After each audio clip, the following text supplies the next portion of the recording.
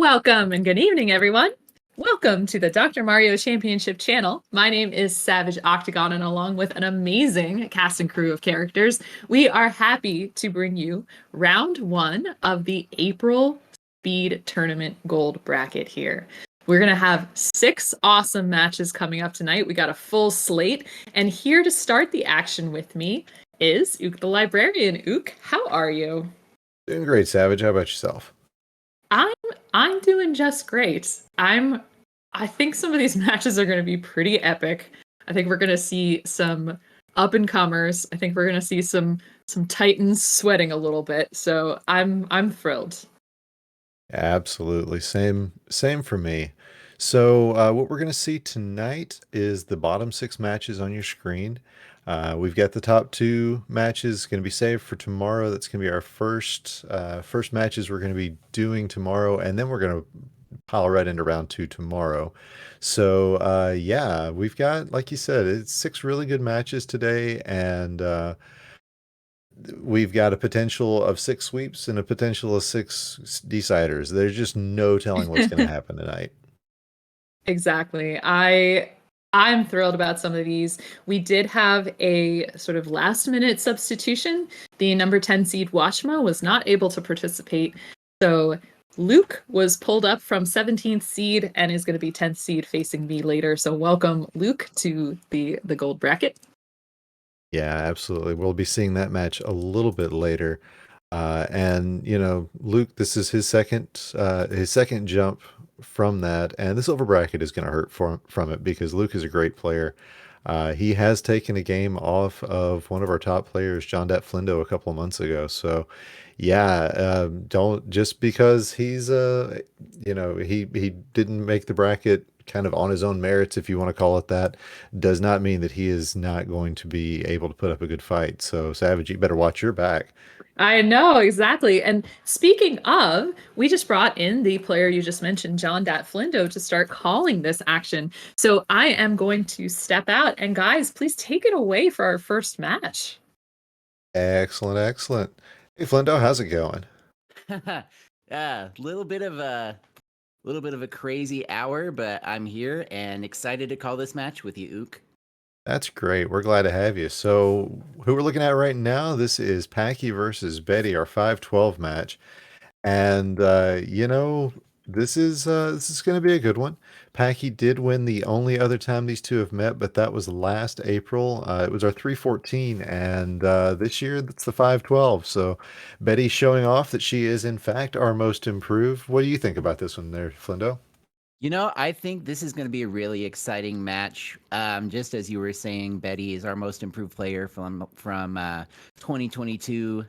She had her first win ever in the gold bracket last month in the 8 to 9 slot. So I think we could potentially see Betty take possibly one game or possibly the whole match from Packy if she has a good run here.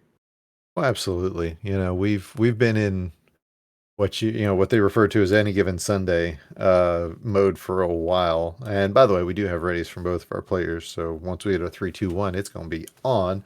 But yeah, there's nobody's safe in this tournament, and that's what I like about it. We've got a lot of great players, and anything, like we were saying earlier, anything can happen. Yeah, absolutely. And we have our 3-2-1 pills, and we will get our April tournament on the way here. What a way to start it off. Let's go. Packy gonna be out of the gate first. Has a really diverse top line. I'm really liking his board so far as we get Betty in about 6 seconds behind Packy. Her top line is also fairly diverse. However, Not with that anymore. last yellow-blue, she has no yellow to speak of at the top, Ook. Yeah, it's a pretty heavy yellow lack, but you can see she's found. Oh wow, I really like this use of garbage to find some space in for those yellows.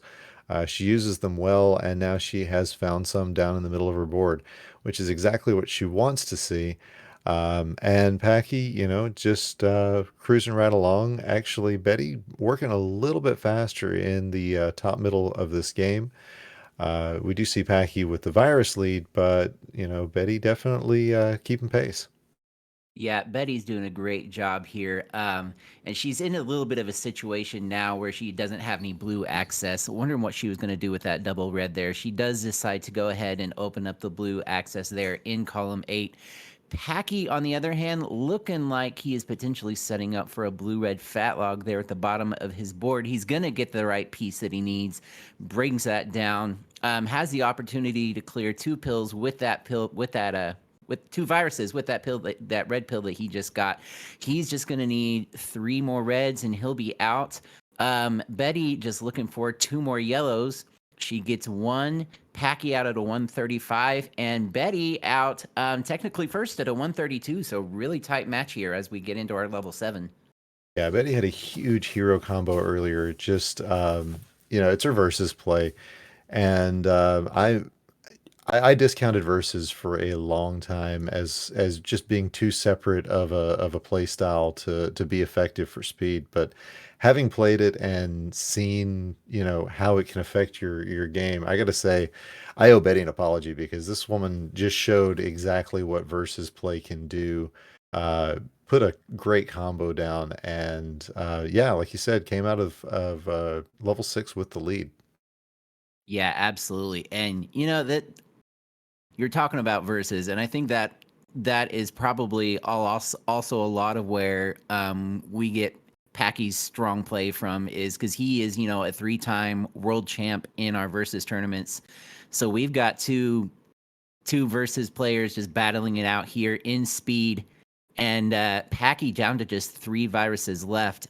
He is showing that he has the ability to switch between both versions of gameplay very well as he gets out at a 252, and he is excited. Yeah, that was a really good time. He knew that level 6 was a little slow, and Betty is going to be a little hamstrung by what she's got in front of her. You can see her hesitating because she knows she cannot use that blue that she had there. It's just now she's just looking at drop time, but better drop time than kind of getting stuck out of the level. She's out at a 310. Yeah, so about an 18-second second deficit here for Betty as she moves into her level 8. She's got a really interesting board here. Got a lot of vertical double opportunities. So we'll see if the RNG cooperates with her favorably. Looking over at Packy's board, his board is a tiny bit split.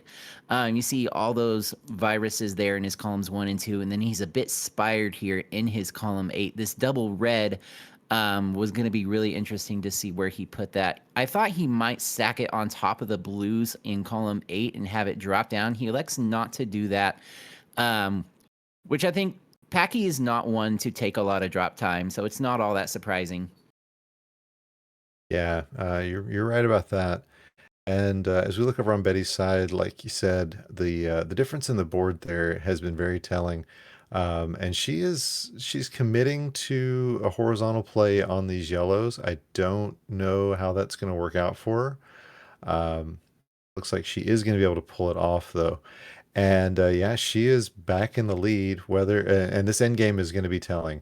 The doctor gives her Great the pills play. she needs, and Pacquiao at a 430, 436, 437, I think, and And Betty out about the same time. wow, what a comeback by Betty in that level 8. As as we predicted, this has been a really fun match to watch so far. Packy looking to get some more red help over there in his column 1 and 2. I like what he did there. Setting up the red on top of the blue looked like garbage, but he had a plan to use that to set up the blue drop down on his column 1, and there was a really heads up play there by Packy. And Betty's having the same problem. The yellow access is just not there for her, and the doctor's not being particularly kind about that. But both these players showing, hey, I can handle it. It's not a big deal. And Hetty dropping a nice big T combo, a drop T in. That's just a monster combo again, to keep this within 3. Yeah, I was trying to figure out what Betty was doing there. And great play by Betty there. 15 viruses for Packy versus Betty's now 18 viruses, now down to 17. We got ourselves a really tight match here. Looking at the boards, I think maybe I prefer Betty's just a touch Especially more. You now. see this huge combo that she just dropped. She's now down to 12 viruses versus Packy's 10. Packy does have a pretty nice horizontal opportunity for these yellows. He just needs one more yellow half. He's gonna get it. I think I like Packy's board a little bit better now, Ook. Yeah, but check out what Betty's working on right here. She's gonna get the pills for it, and there's the drop T again. This is just great play, and yeah, we're gonna have to see who finishes it out first. Oh, that drop for Betty's not gonna be what she wants, but Packy out of 636, and Betty out of a 633. Wow. So with that, Betty takes game number 1 in this best of 3. So wow. That was a tight race the whole way. I knew that was the face Betty was going to make when she heard it. And now, well, I've got some predictions about what's going to happen next, but I'm not going to say them out loud because I think both of them are going to listen to this. So, Yeah, this is about to be a monster game 2. Yeah, I 100% agree with you, Ook. I want to say I know Betty has really been grinding at the speed lately, and that right there, we're seeing the hard work that she's put in pay off here. Oh yeah. And it's just going to be a heck of a game 2 here. Yeah. But yeah, I feel like a stage magician. I want to just like write down my prediction and stuff it into an envelope and then open it up whenever we get done. I think you know what the prediction is as well. But yeah, this is about to be something. This game 2, this is going to be the one to watch. Yeah, absolutely. Okay, we have reset timers from both our players. We have a ready from Packy. Eddie's going to take a second. I don't blame her. I don't either. And Flindo, you've been in this position before. You know, you took game 1 off of Frank back in December. You took the first game, right? No, it was a reverse sweep, actually. Oh, it was reverse sweep. Okay. So Betty says hope she didn't poke the bear too much. All right. So we got readies from both players, and it's 3, 2, 1, and pills. Pills. I mean, I was going to ask you what it feels like to be in this position, but if you did a reverse sweep, then I can't. You know, I guess that didn't work out. Oh, and Packy with the first pill, horizontal double. You love to see it. Betty like with both some of these really boards, nice though. RNG at the beginning of her board. Yeah, I agree. Both really nice boards. They're kind of similar in an odd way. They've both got a completely empty column. Packy's there in column 1 and column 3 now. Betty is really close to having her column 4 completely open, and it's nice to have that because then you have a place to put that garbage that you weren't necessarily planning on having. You're going to see Betty here setting up for another horizontal combo. She gets the double red, doesn't quite get the combo that she was looking for, but she's got the nice setup as she is down to 12 viruses. Yeah, but Packy, true to form, is just blazing through this level 6. Not quite getting the RNG that he would like, especially getting 2 double yellows when he does not want them. But there's 1 red, and I saw, you know, the reason he laid that red up in column 6 is so that he could do that right there, out at a 111. Yeah, and Betty gonna take a minute to get out of this particular predicament. Yeah, Betty had a piece of blue garbage that she flipped the wrong way. She wanted it to be laid to the right, and instead it was flipped to the left. So that took away a combo that she had been working on. Oh, I'm a little surprised she didn't take the drop time there with that double yellow coming next. But another one comes right after. She's out at a 138. You can see the nerves on her. Betty, stay focused. Oh yeah, this is definitely nerves time. But you know, she's already gotten the first game win, and that's the hardest one to get. You know, now she's got Packy's back against the wall, which you know, is not what you want to do, but yeah. Um, having played him when just hot times were on the line, I can tell you it's Packy doesn't need a lot of motivation, and that's why he's a Hall of Famer. This guy, has look at this. He's going to be out of this one at a sub 230 because here comes once this drop time is over. There's the last pill out at a 226. 226. My And gosh, at the Packy. same time, Betty has 16 viruses left on her board. Um, yeah, this is, I mean, this is the take a breather, get yourself reconstituted. This is that game. Yeah, absolutely. And she's making great plays. I mean, this is good time. The doctor's is kind of forcing her into an oops all red situation, which you know how much I love those. But it's not a bad time. Yeah, and I like that lightning rod there from Betty that she just had. Uh this double red's gonna be really nice for her. Just weaning one more red out at a 311. Not a time she's happy with, but we've seen what Betty can do, and she's not out of this game yet. Oh, absolutely. Uh, this is why we play the games, as they say. So great combo from Packy there, and he's gonna set up another. He's got another one set up with that blue in the middle. I suspect a double blue will be what he wants to take. Otherwise, it's just going to be the last thing that he does. Um, and hey, prove me wrong. It's fine. I think it's one of those that just got away from him. He kind of ran out of the time that Ooh. he wanted it, and oh, Betty with a couple of missed drops looks like they started breeding. And however, this horizontal is going to save her right out of that. But she's really going to have to put it on if she wants to be Packy here. Yeah, she was waiting for that horizontal for a while and it just wasn't happening. I think what happened, she tried to get the red piece over into her column 8 and it just didn't dash all the way over. But she does manage to get the horizontal. You're gonna see her now trying to get this red horizontally in her row 5. A red blue would be ideal. She doesn't get it. She goes ahead and drops it, and she's gonna get a double red and a really Holy nice, cow. funky looking combo, which I don't even know what to call it, but it was cool. I'm gonna call it the Betty special. Yeah, right. So Packy in that time got out of level 8 at a very human 432.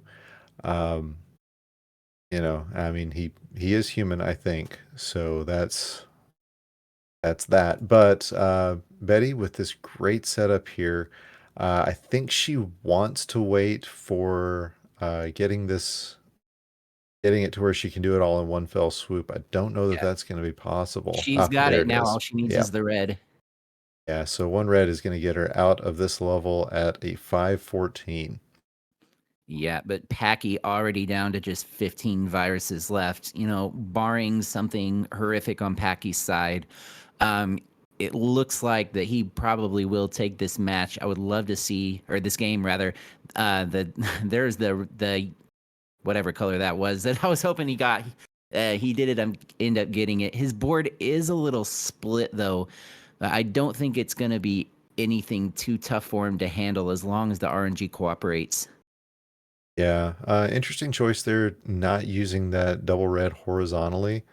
That would have given him the opportunity to just have a red horizontal option. I know Packy likes to build his end games in multiple directions. And now he's pretty well set up. In fact, once this blue drops, then he's got his choices. He takes it out Mm. at a 611. GG's to Packy. Um, he is going to take game number 2 and force our decider. Indeed. And if I'm remembering correctly, last month it took until all the way until the finals for us to get our first decider. So having it in the first game, the first match of April, that's what we want to see. I'm pumped to call another match. Let's go. Yeah, absolutely. So, this is gonna be a good one. We've seen what Betty's capable of. We've seen now, Packy, he's 6'11 is still not even close to what he's capable of. So this is gonna be this is gonna be something. Mm-hmm. Can't wait to see what happens. Yeah, we have a ready from Packy already. Just as a side note, the other day on Ook Packy was racing and he had like 3 or 4 sub 6s in a row. So once Packy gets going, it's hard to stop him. So we'll see if he's able to emulate that here in this game 3. Oh yeah, oh yeah. That was fun times. Coming in last on my own stream every time was a blast. But it's that's why we play the games, right? Yeah. That's why we do the practice. All right, we have our decider for the fans ready from Betty.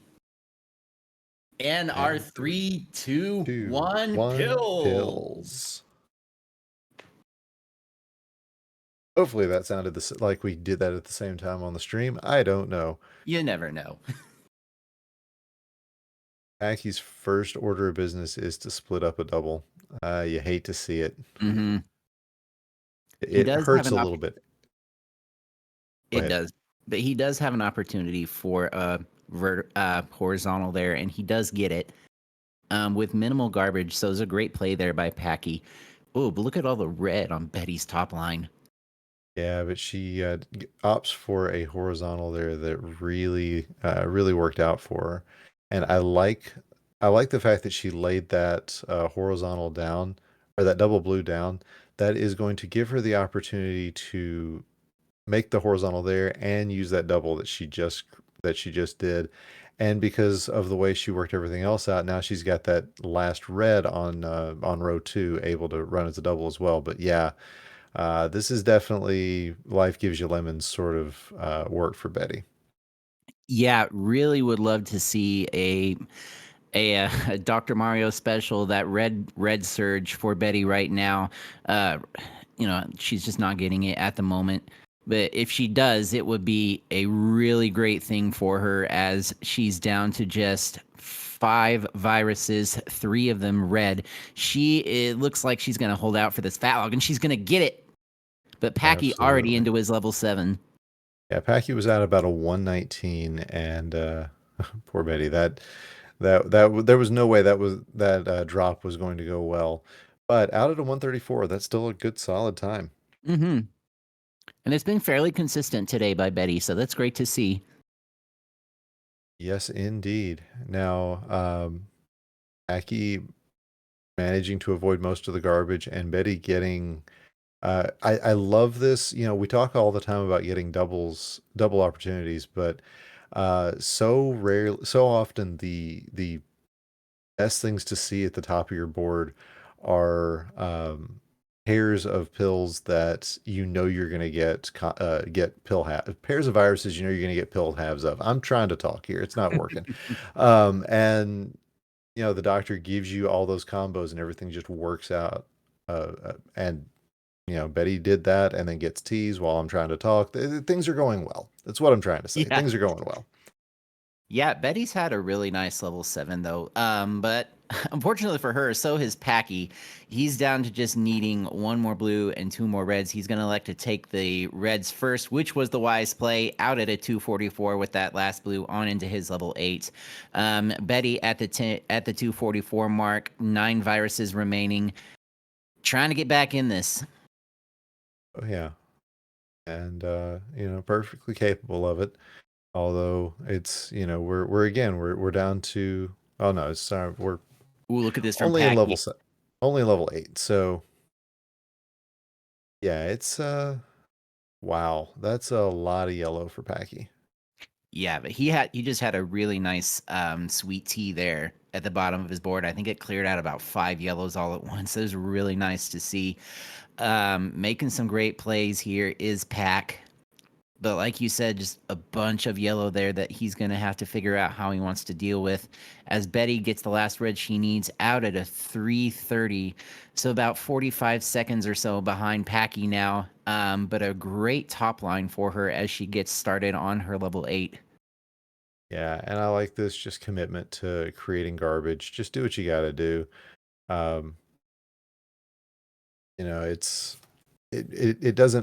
It's not nearly as bad when you do it quickly. And that's what Betty has done here. Looks like she's going to try to get a T and is going to get it right there. That's great, but Packy already out of his level 8 at about a 406, 407, I believe. Yeah, and he is, Packy's just in cruise control right now. He's doing what Packy does, which is finish Dr. Mario quickly. I mean, which is the whole point of this tournament. So great job, great job for Packy, doing what he does best here. Betty just struggling in this level 8. She's got a bit of a split board. She's got that huge spire there in her column 1. And it's looking like that's probably going to be the last thing that she's able to clear out.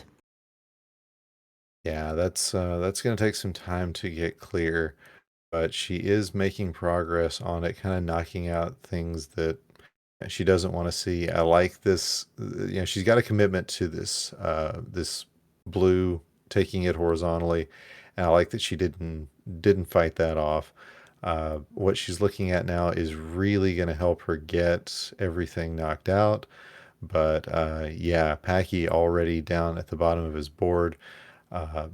Looks like Betty might get lapped here as Packy gonna pop out a. Come on, Doc, give him a blue. There it is, 528.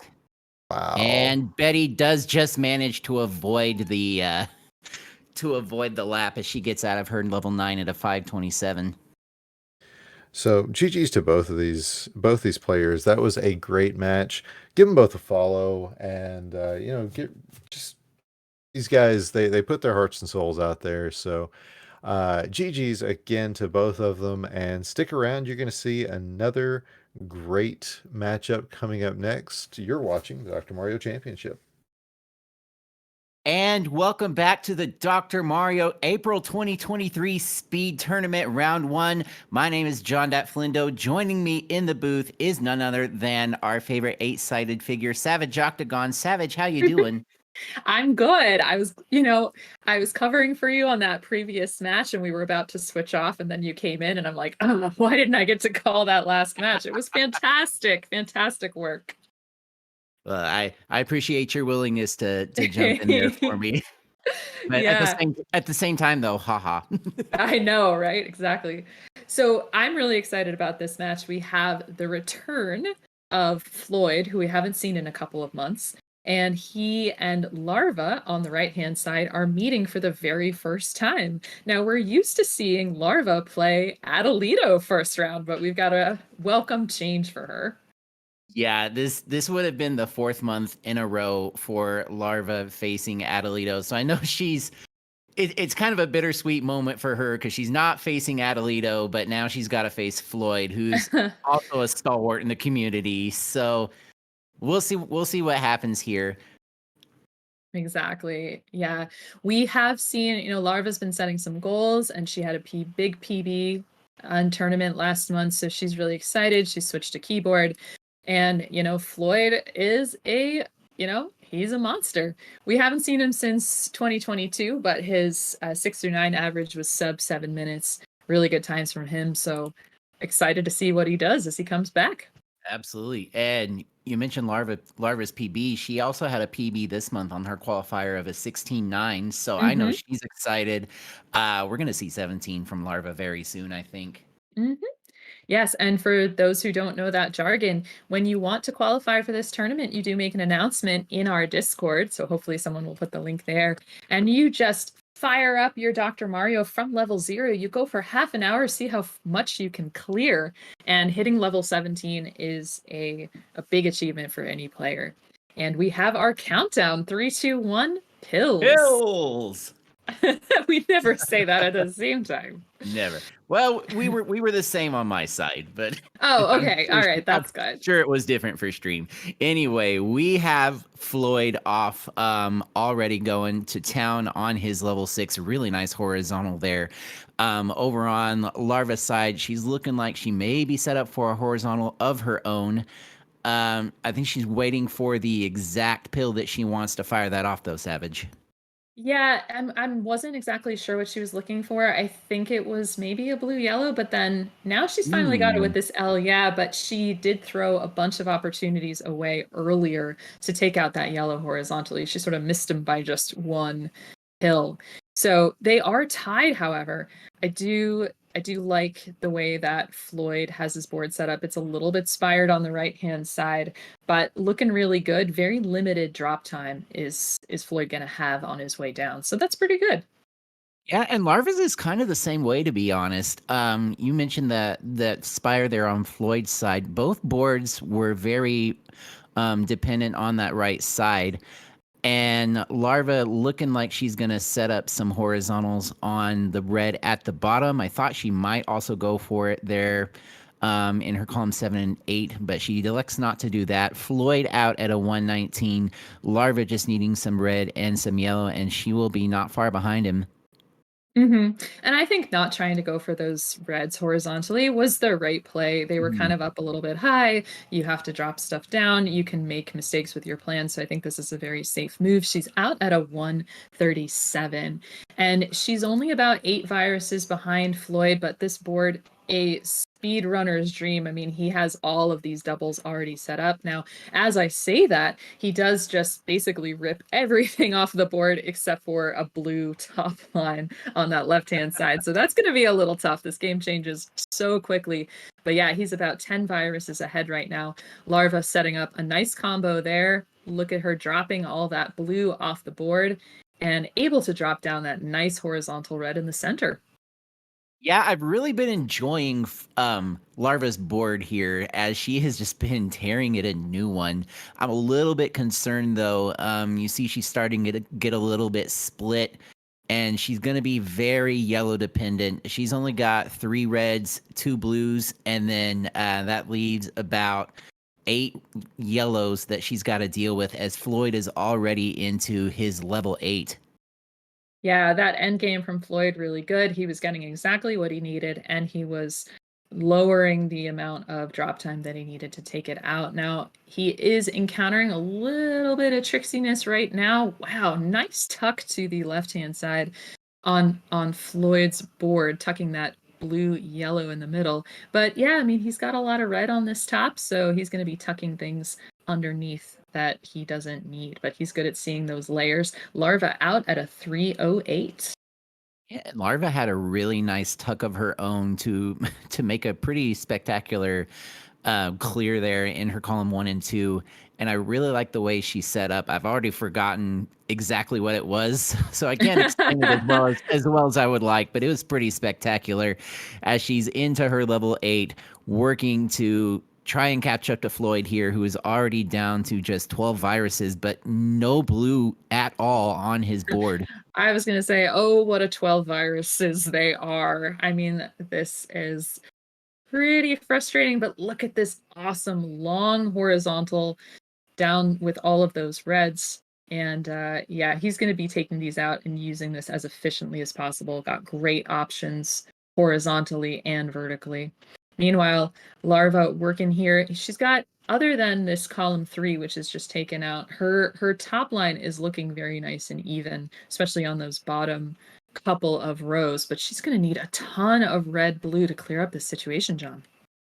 Yeah, Larva is just the pills aren't with her right now, and she's fixing to clear out probably. Yeah, she's going to clear out her last yellow. So now, as you said, it's just all red and blue for Larva.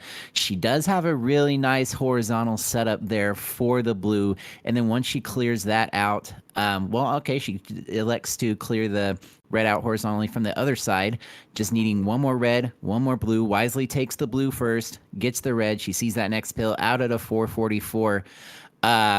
But she has right now a 19 virus deficit behind Floyd, who has been playing just a great game here, but slowing down a little bit on this level 9, it looks like, Savage. Yeah, the thing is, like, his pace is kind of, I don't want to say slow, but measured, because he was getting things he needed and then he wasn't, and so it was just like bit by bit bringing this down, but always trying to play things with an eye of, thinking ahead. What happens if I don't get this particular pill, etc. Like, what are my other plans? And luckily, the blues are starting to show up, and they're starting to clear things out for him. So he's down to 8 viruses, and things are looking fantastic for him if he can keep these blues going. Yeah, absolutely. Oh, that blue red is just the perfect pill for him right now. Would love to see I would love to see a yellow red. But he is going to be able to tuck this yellow under and be out at a Woo! 551. And Larva Wow. is already past that threshold, so Floyd does take the first game. But GG's to both our players. Some really nicely played boards. Yeah, and the thing is that, you know, the virus count doesn't really tell the story on this. Larva's on an excellent pace right now. And the thing is, just, you cannot argue with sub 6 strats. It's just not going to happen. She is still going to have a sub 7 game, and that's kind of why she's finishing it out to improve that average. Well under 7 minutes if she gets all these reds. But yeah, I mean, that's still not enough to compete with Floyd's awesome time. Yeah, very Larva, good pace for Larva. 6:36. That's an excellent time. Larva plugging the DrMC mug. We do have a merch store. I don't know if we still have a link for that. Yeah, probably. There we go, Betty. There it is. Helping us out in the chat there with that merchandise store. Right, we will get reset, and we will see what happens in our game 2 of this match of our 4 seed versus our 13 seed. We have a ready from Larva, and we have a ready from Floyd.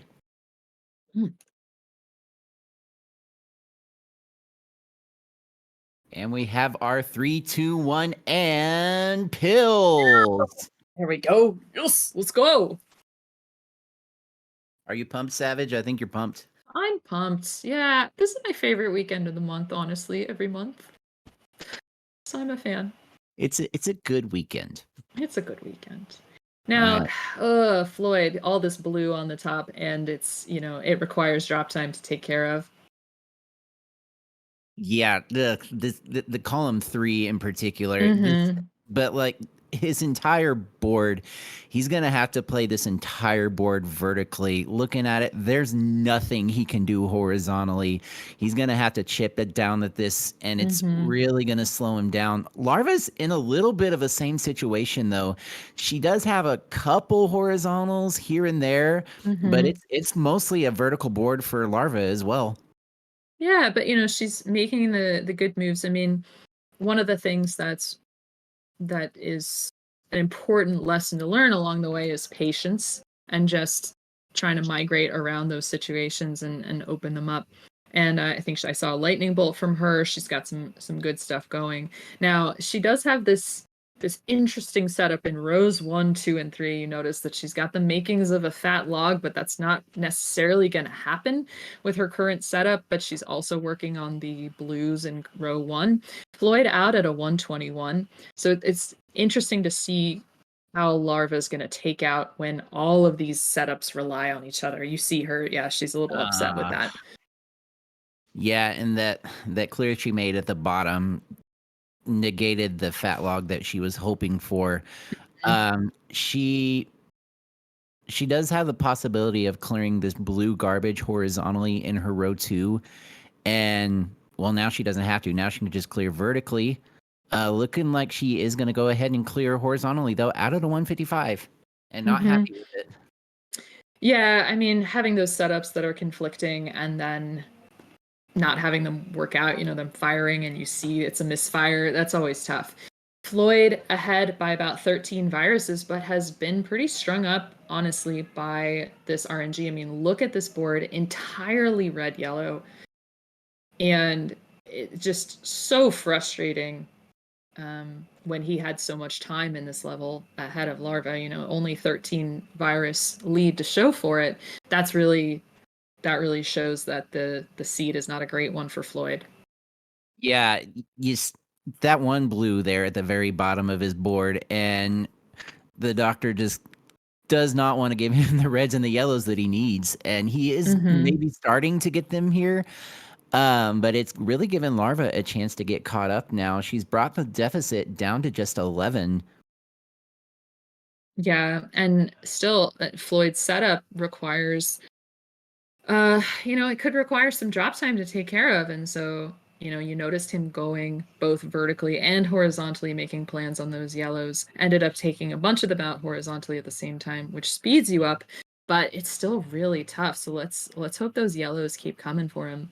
Meanwhile, let's see, Larva has some opportunities to make some plans. Nice triple combo there from Larva. But she's got a lot of plans going on with those horizontals and stuff. Wasn't quite sure. I think she did throw away the opportunity for a horizontal there, but not sure what her plan is overall. Let's see how it goes. Yeah, she may be going for these blues horizontally. She's going to have to clear out the yellows to get it, and she's going to be able to here. Gets that drop, gets that second drop. I'm wondering, with this double yellow, that's going to be perfect for her to get that D sandwich.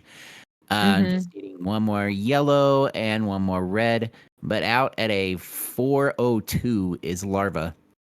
And meanwhile, Floyd has opened up that gap just a little bit more and needs a lot of these reds. I hope a little mini red, double red blitz coming for Floyd would be good, but he does get a bunch of reds to work with. I'd love to see him take these blues out in row 2 horizontally. He was signaling and did actually do that. And now he's eliminating those spires, taking a little bit of drop time, but it seems like the most straightforward option available to him at the moment. Lloyd has had one of the most vertical seeds I have ever seen in this game. This is kind of insane. Level 6 was that way. This level 8 was very vertical, and he's played it very, very well. And I know that he's probably pleased with how it's gone. The level 8 anyway. As we look over at Larva's side, and she is down to 16 viruses, has already passed the 5-minute mark, so a little slower than she'd like to be, but setting up for, looking like she's going to set up for a fat log here. Does she go for it? She does not go for it yet. Interesting. She's going to prioritize the yellow there in her column 6. We'll see if she decides to go for that fat log later on, but I think that's a smart play by Larva, saving that because she's already got it set up and working on some stuff that's a little bit higher up on her board. Yeah, and Floyd already going to work on this level 9. He had a really interesting possible setup with a bunch of yellows on the left-hand side and didn't actually need any of it. It was weird because he was making that setup and then decided to pivot and it didn't really matter. So pretty interesting stuff. That's also kind of elite move, is changing your plans when it didn't seem to be going the way. But he needs red right now, John. Yeah, I'm just looking at Floyd's board and I'm seeing these reds here in column 6 and 7, and my brain is just screaming, take those horizontally. And Right. But it's just not But working out for him. Yeah, he can't do it. Look, just look at what he's getting. So he was manufacturing the place for that setup. It finally came, but now that center of the board is just a little bit messy. Larva into level 9, a little slower than she exited it last time. So that shows you the pace that she's on. And it's not really going to keep pace with what Floyd's been up to, even with all of this RNG. Yeah, and I'm sure Floyd's not happy with the way this whole match has gone, or this game rather. And this isn't a time that we're used to seeing from Floyd. But he is, and you can see him shaking his head there. He's not happy with it. But he's still making some really great plays with what he's gotten. Would really love to see what he does here with this yellow situation here. He's going to go ahead and take the ones in row 2. Yeah, that double yellow, excellent for him. And now he just needs one more yellow to be out. And he is out at a 726. Much slower than he would like. And again, as you said, he's used to seeing from him, but it is enough.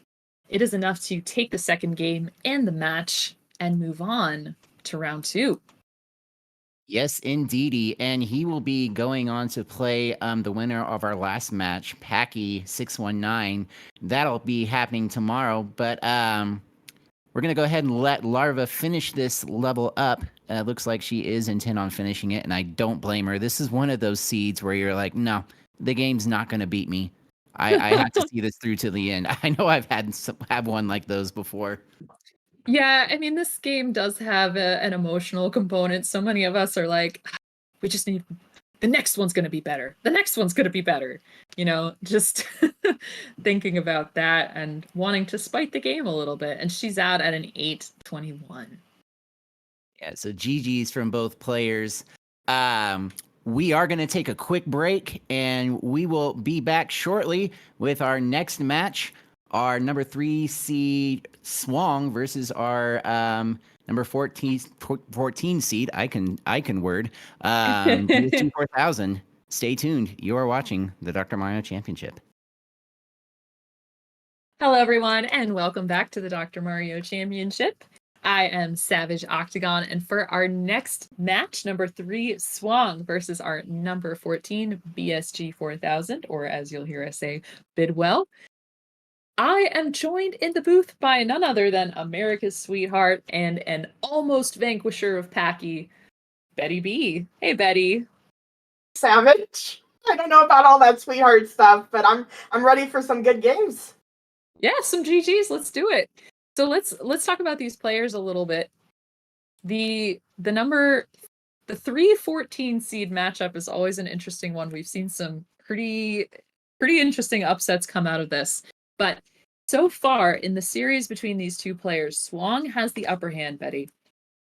Yeah, and Swang is actually not just a awesome speedrunner, but he also sees combos when he's playing versus. So you'll see probably a lot of that higher level play where he's looking down the line. But I say that, and Bidwell has a whole thing.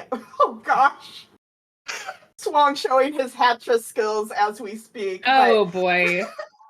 But yes, Bidwell also does his fair set of combos. He actually is our combo king, I like to call him, where he does streams where all he does is set up massive combos, and it's just awesome to watch. So yeah, Bidwell the combo king.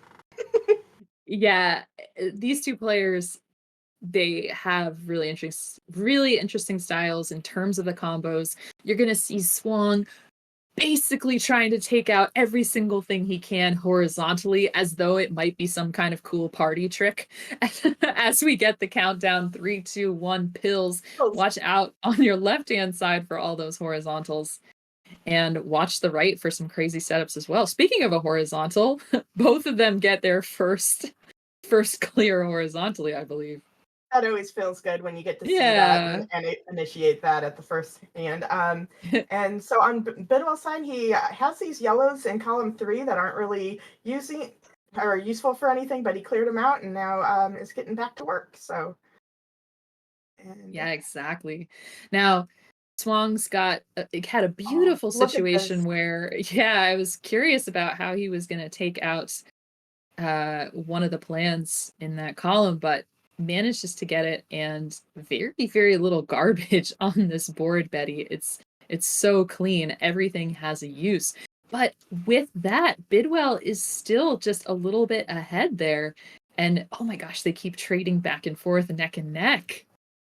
Yes, and I like what Swang is doing here, where he's just bringing everything down and taking as minimal drop time as he can. Now just needing one yellow to get out of this round, and Bidwell probably is going to be setting up for a horizontal with those yellows, but I don't know how he's going to dig to get to that right now. Yeah, that's going to be really challenging. You can see he's a little frustrated because that blue in column 5 is the key to getting that yellow horizontal going, and it is completely blocked off. So that's going to be some time to clear out. This double blue going to be very helpful, and then building from underneath. He's out at a 134, but that's given Swang some time to make a plan in level 7. And if there's one thing you don't want to do, it's giving Swang time to plan. Or any time at all. Just any time at all. I mean, yeah, for sure. But yes, he's been doing some great work at the top. he does have a little bit of trash, which isn't normally something that we see on Swang's side. He's normally a pretty clean, methodical player. But we'll see what he does with those reds. Probably just clear them out eventually. And not a lot to speak of there. So Mhm. And speaking of red, Bidwell has an interesting red situation. We've got columns 1, 2, 3, 4, 6, all red. 8 on the top, all red. Oh, And I don't think he wanted to put that red yellow that way in column 8. He can work it from underneath that yellow, but it's going to be challenging and he's going to drop garbage along the way. So he's having a little bit of a tough time there. And meanwhile, let's check out this Swang situation, shall we? Let's see these colors. I don't even know how he determines how to build these things. So, but yes, he is going for a cross T. You can see it. Yes, yes. And Look at this this. will be This beautiful. yellow. There it goes. Wow. And it That drops, was the drops it sweetest out of of the way. teas. Oh my gosh. Wonderful work. And he's into 8 at about a 3-minute mark. So very good work. Bidwell is, again, that he dropped that red yellow in column 8 down, but he's still going to have to deal with that in some way. So probably from the top. Or Yeah, maybe but not. I got to miss my favorite new phrase, which is saying timber, because Bidwell had an amazing drop fat log. Now, right now, Look what he he's is very doing. dependent. Another fat log there, which was a beautiful swag move. However, he's totally locked up in column 8, Betty. I think he meant to switch that that yellow blue in 7-8. He meant to switch that around, and he would have been clear a lot faster if he were able to do that. So right now it's just a dig game for him. Mm-hmm. Yeah, and Swamp's game kind of interesting because look at those 3 sets of doubles. They're right in the middle of the board. Normally we would love that, but we wouldn't love that up high as it is and as as horizontal as it is. We'd love for those things to all be appearing vertically. So it's going to be a little challenging. He could fall, to He's some of the just going same. for the fat log. I mean, yeah, it was amazing. We Yeah. could see him going for those plans, but He he might did see not that contradict himself. might see that he's a full level ahead and be playing a little bit different and kind of swaggy. I know Adelito in a stream I was in, he's like, oh yeah, I determine where I'm at and I play accordingly. So sometimes they pull out the swag if they're ahead. Oh, I'm always worried that the swag moment is the moment that I'm gonna miscount Agreed. and forget numbers. But yeah, so Bidwell into his level 8 and Swang, of course, going to work on his level 9. You see that in columns 1 and 2 for Swang, he was throwing those red yellows over to the side. And actually, if he does get a blue horizontal going, those will fall fairly conveniently for him. And he didn't get them in quite the order that he would want. You see him thinking about that, but there he gets the horizontal and a nice combo. Mm-hmm. On Bidwell's side, he's bringing down his board quite a bit, making some good horizontals to open up spaces in his board. It looks like he's using some pills in a lot of different ways, like setting up multiple ways to clear a pill, which is nice to consider. Oh, I wish he would have turned that yellow to be in column 7 and it would have horizontal that yellow. But he is making some good plays and making some good headway on this level 8. But again, Swang is down to just his last 7 viruses on the last level. So this almost seems inevitable. Right. I mean, I would say by this point it is. And Swang was almost going to go sub 6 for this, which is, of course, the gold standard. So Swang clearing this out, trying to avoid drop time, and he's out at a 6:09. Nice. The first game going to Swang. The hats are doing it. The hats are doing it. It's Yeah, so in case you're not in on the little in joke, there is a puzzle game called Hattress, which Swang has been playing a lot of recently and has set some records in. He's been practicing that. So this is an homage to that. And we also have in chat our world champion Hattress, player Barrett. So if you want the strats on how to be a Tetris player too, go ahead and ask Barrett all about it. He'll be happy to tell you. Yeah, you want those strats? Wear a hat for sure. We got a Or ready multiple. or multiple, probably multiple. We have readies from both players, and we're gonna have our countdown. 3, 2, 1. Pills. Right. So of course Swang just needs one more game to advance to round 2 to face the winner of whoever our next match is. And then Bidwell needs to have one more to stay alive. So let's see how this goes. He's got a nice setup over on that right hand side, but he did have to take out his horizontal blue. Not a huge problem because of the lack of blue on his board. He can wait for it. A good point. I'm a player that always hates wasting those setups when they're there, but sometimes it's the appropriate play, and it's not stopping him from continuing on and trying to get these pills or these viruses taken care of. So yeah, exactly. And the really strong players. Oh yeah, that's tough. Oh, now, but how do you do that? Playing that high and being able to get it over like that. Wonderful play and being able to be cool and collected. So good job on Bidwell clearing that out. yeah, for sure, for sure. And as you can see, if you flip a pill out of the top of the bottle, so if half of it disappears, then the game just ignores it. It's gone forever. So that was what allowed Bidwell to make that move without having some awkward drops. But They're so now still neck and neck, like tied. yeah, and actually Bidwell's just one yellow away and in a nice position, and he's out at a 125. Swang needing to tuck this red, perfect at a 131, and he's out and into level 7 as well. Now, Bidwell's board, less diverse than Swang's, had a lot of red on the top, and now is sort of, you notice he's going to be seesawing between like little 2-color games. Red, yellow, red, blue, blue, yellow. So it's going to be pretty interesting there.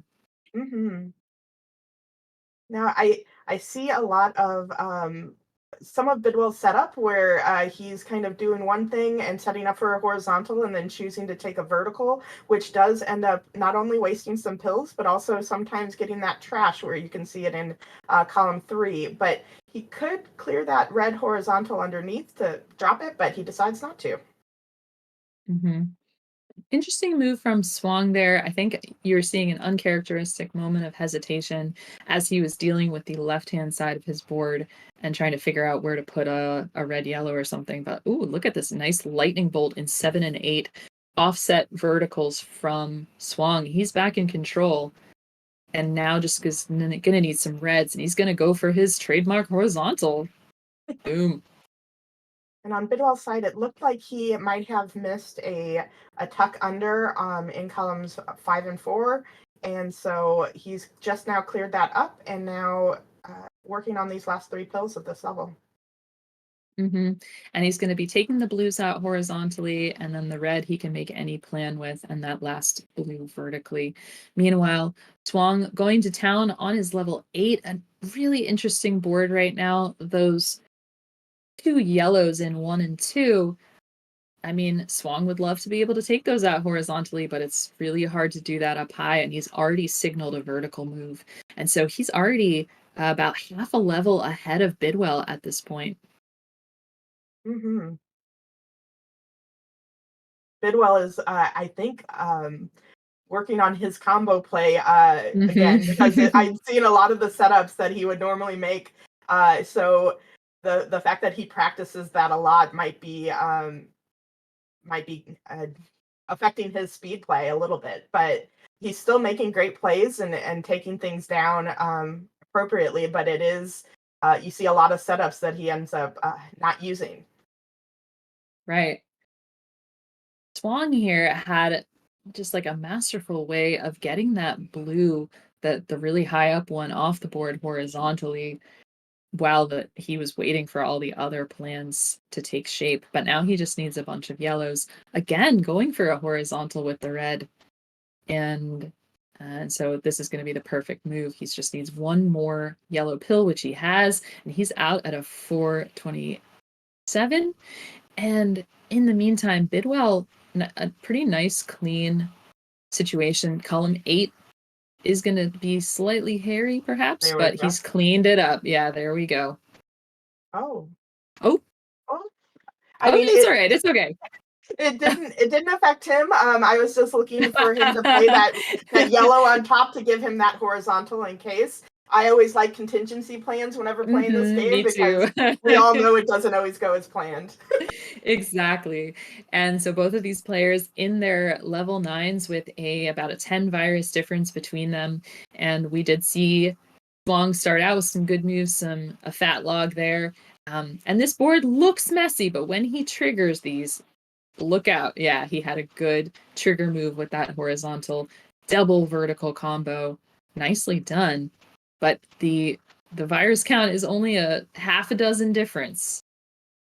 Yeah, it's surprising how much trash is on Swang's board currently. But again, that trash into treasure, we always talk about, you with these higher level plays, you can't tell if it's what they intended or not sometimes. Yep. So we'll keep watching and we'll see what he turns this into. So now we're about a dozen viruses different. Swang in the lead. Bidwell is dealing with a bunch of red on this board, and luckily getting just a little bit of red to send the board forward and opened up the diversity that he needed. So looking good, but Swang is still about 10 viruses ahead. And he's got like a big horizontal potential forming there that he's gonna take and clean out. This looks very messy for him, but it is actually pretty far in control. So he takes that horizontal and gets the vertical with the blues. And it looks like he's going under with the reds in order to clear out this last bill at a 634. But this was really close. Bidwell brought it back. So he really was did. Amazing. And the thing is, he really brought it back by virus count. And the thing is, like, if you take a look at the way Bidwell's board is, I guess 4 of the last 5 viruses were blue. And had they not been, this could have been a totally different story. Yeah, and Swang actually got a red burst when he needed it the most and cleared out almost all his reds. So that would have been the difference right there. That good games on everybody. Yeah, for sure. And of course, Swang always an excellent sport with the GGs Bidwell. So GGs to Swang, GGs to Bidwell. We will see Swang battling it out in round 2 versus the winner of our next match, Ibar versus OoktheLibrarian. Stick around. This is the Dr. Mario Championship. Hello, everyone, and welcome back to the DrMC tournament for the month of April. I am Betty B coming at ya, and I am going to bring Swang into the booth with me. Swang?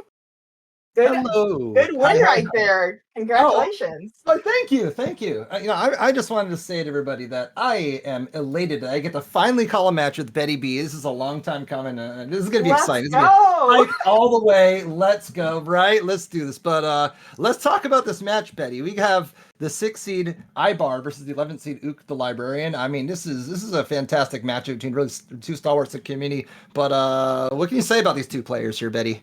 I have been looking forward to this match. I think I said it in the booth perfectly. Like, I have been looking forward to this match after I got done with my match because I was like, okay, now that I'm done, out of the way, who do I want to see? I want to see some Ibar Ook gameplay. Let's go. You got. It's hard to. I don't really know who to cheer for because they are both just fantastic players, fantastic people within the community, and it's amazing. Do you see what I see? I did not know. Okay, so Ook shaved. I'm just throwing it out there, guys. Ook shaved. Oh, you're right. Okay, so what's going on here? Yeah. But we'll see if that makes him go faster. That's the swimmer stats, right? They shave so they can go faster. Aerodynamics, that's how it is, John Flynn is saying Ook the IBarArian. Oh no, we're at one of those nights already. Well mentioned. With this, Ibar has been doing a lot of good work. He's so close to being, he already got into the 18 club last month. And then this month, he was one virus away from getting into 18 again. So he's going to be someone to look at for future months and this month, for all that matters. So he's been doing some great work there, and Ook is the May 2022 silver champion. So he's a champion himself. So let's see where these two go. And it's going to be a lot of hype because we're getting the countdown. I'm sorry, let's do this here. 3, 2, 1, pills. And we are off to the races. The 6-seed Ibar versus the 11-seed OoktheLibrarian here. And I'm already seeing an interesting board with Ook. He is a little spired in 3 and 4, but he's really dropping it down and making it a nice flat board here, Betty. Mm-hmm. And Ibar, on the other hand, is using his red trash to kind of make a column where he can build up on that 3. He's preparing for a double red. So he's doing exactly what he needs to on his side to break away at that, but he had to take it down because he was not getting his pills. He's not happy about it, though. Very not happy, so.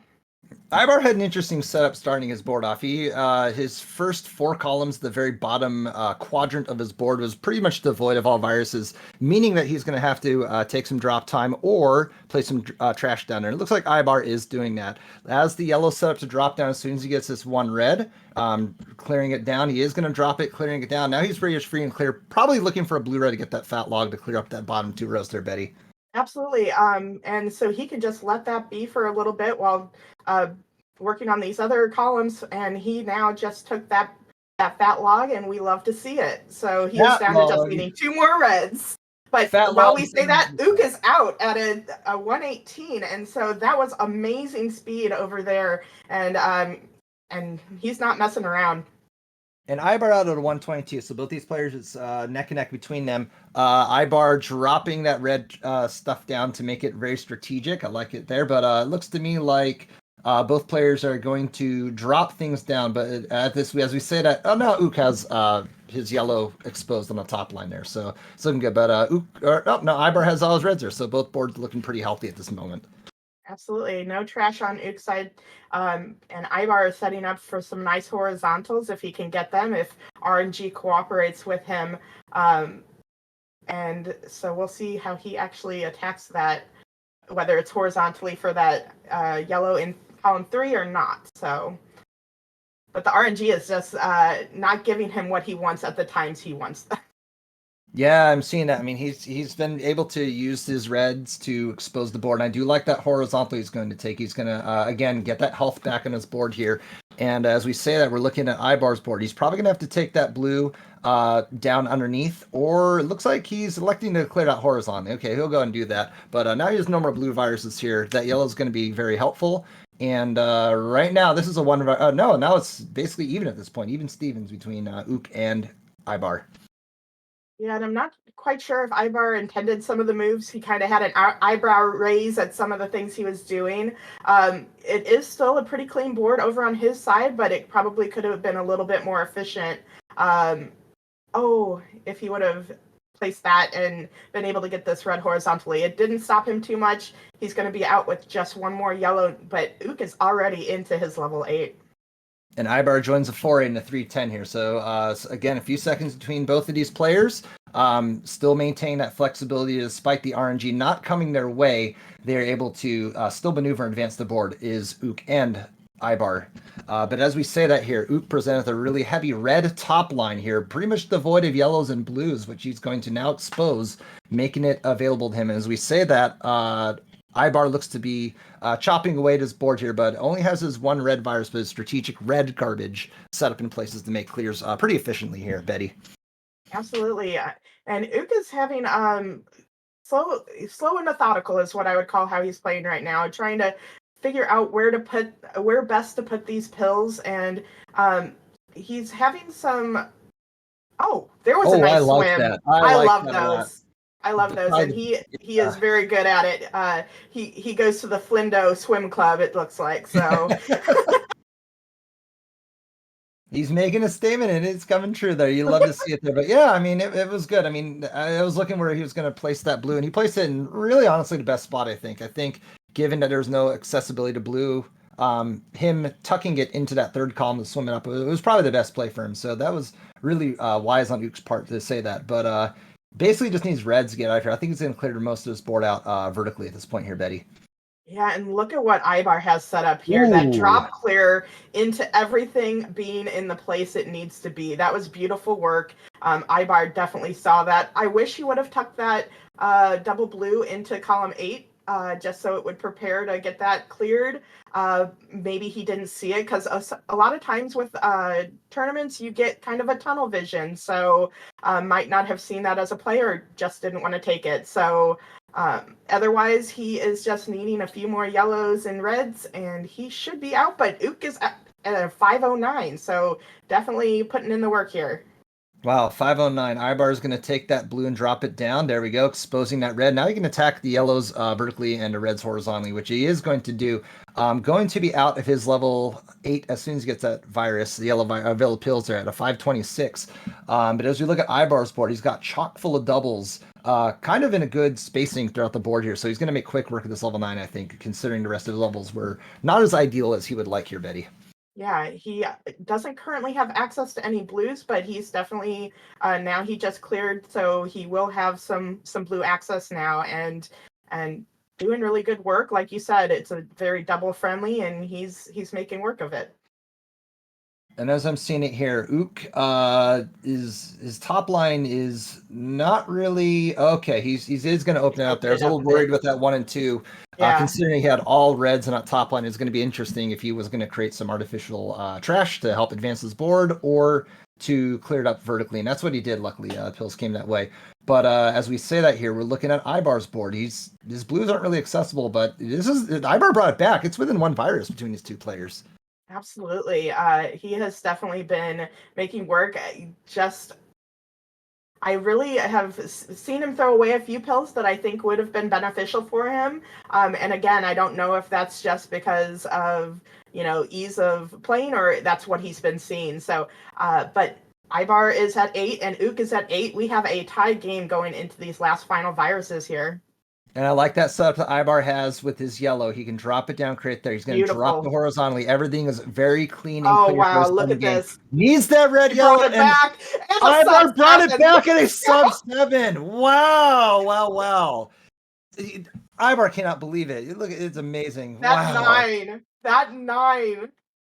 How did that happen? That was beautiful. Absolutely amazing work there. That was he put on a master class with the last bit of pill sequencing there, but that was fantastic. Ooh. I mean, everything came his way, and wow, I mean, that was amazing there. But as we say that, Ook is going to looks like he's going to top out there. He sees what happens. He wanted to finish, but that last little misflip, it was like, to dig under this, it will take a bit. So.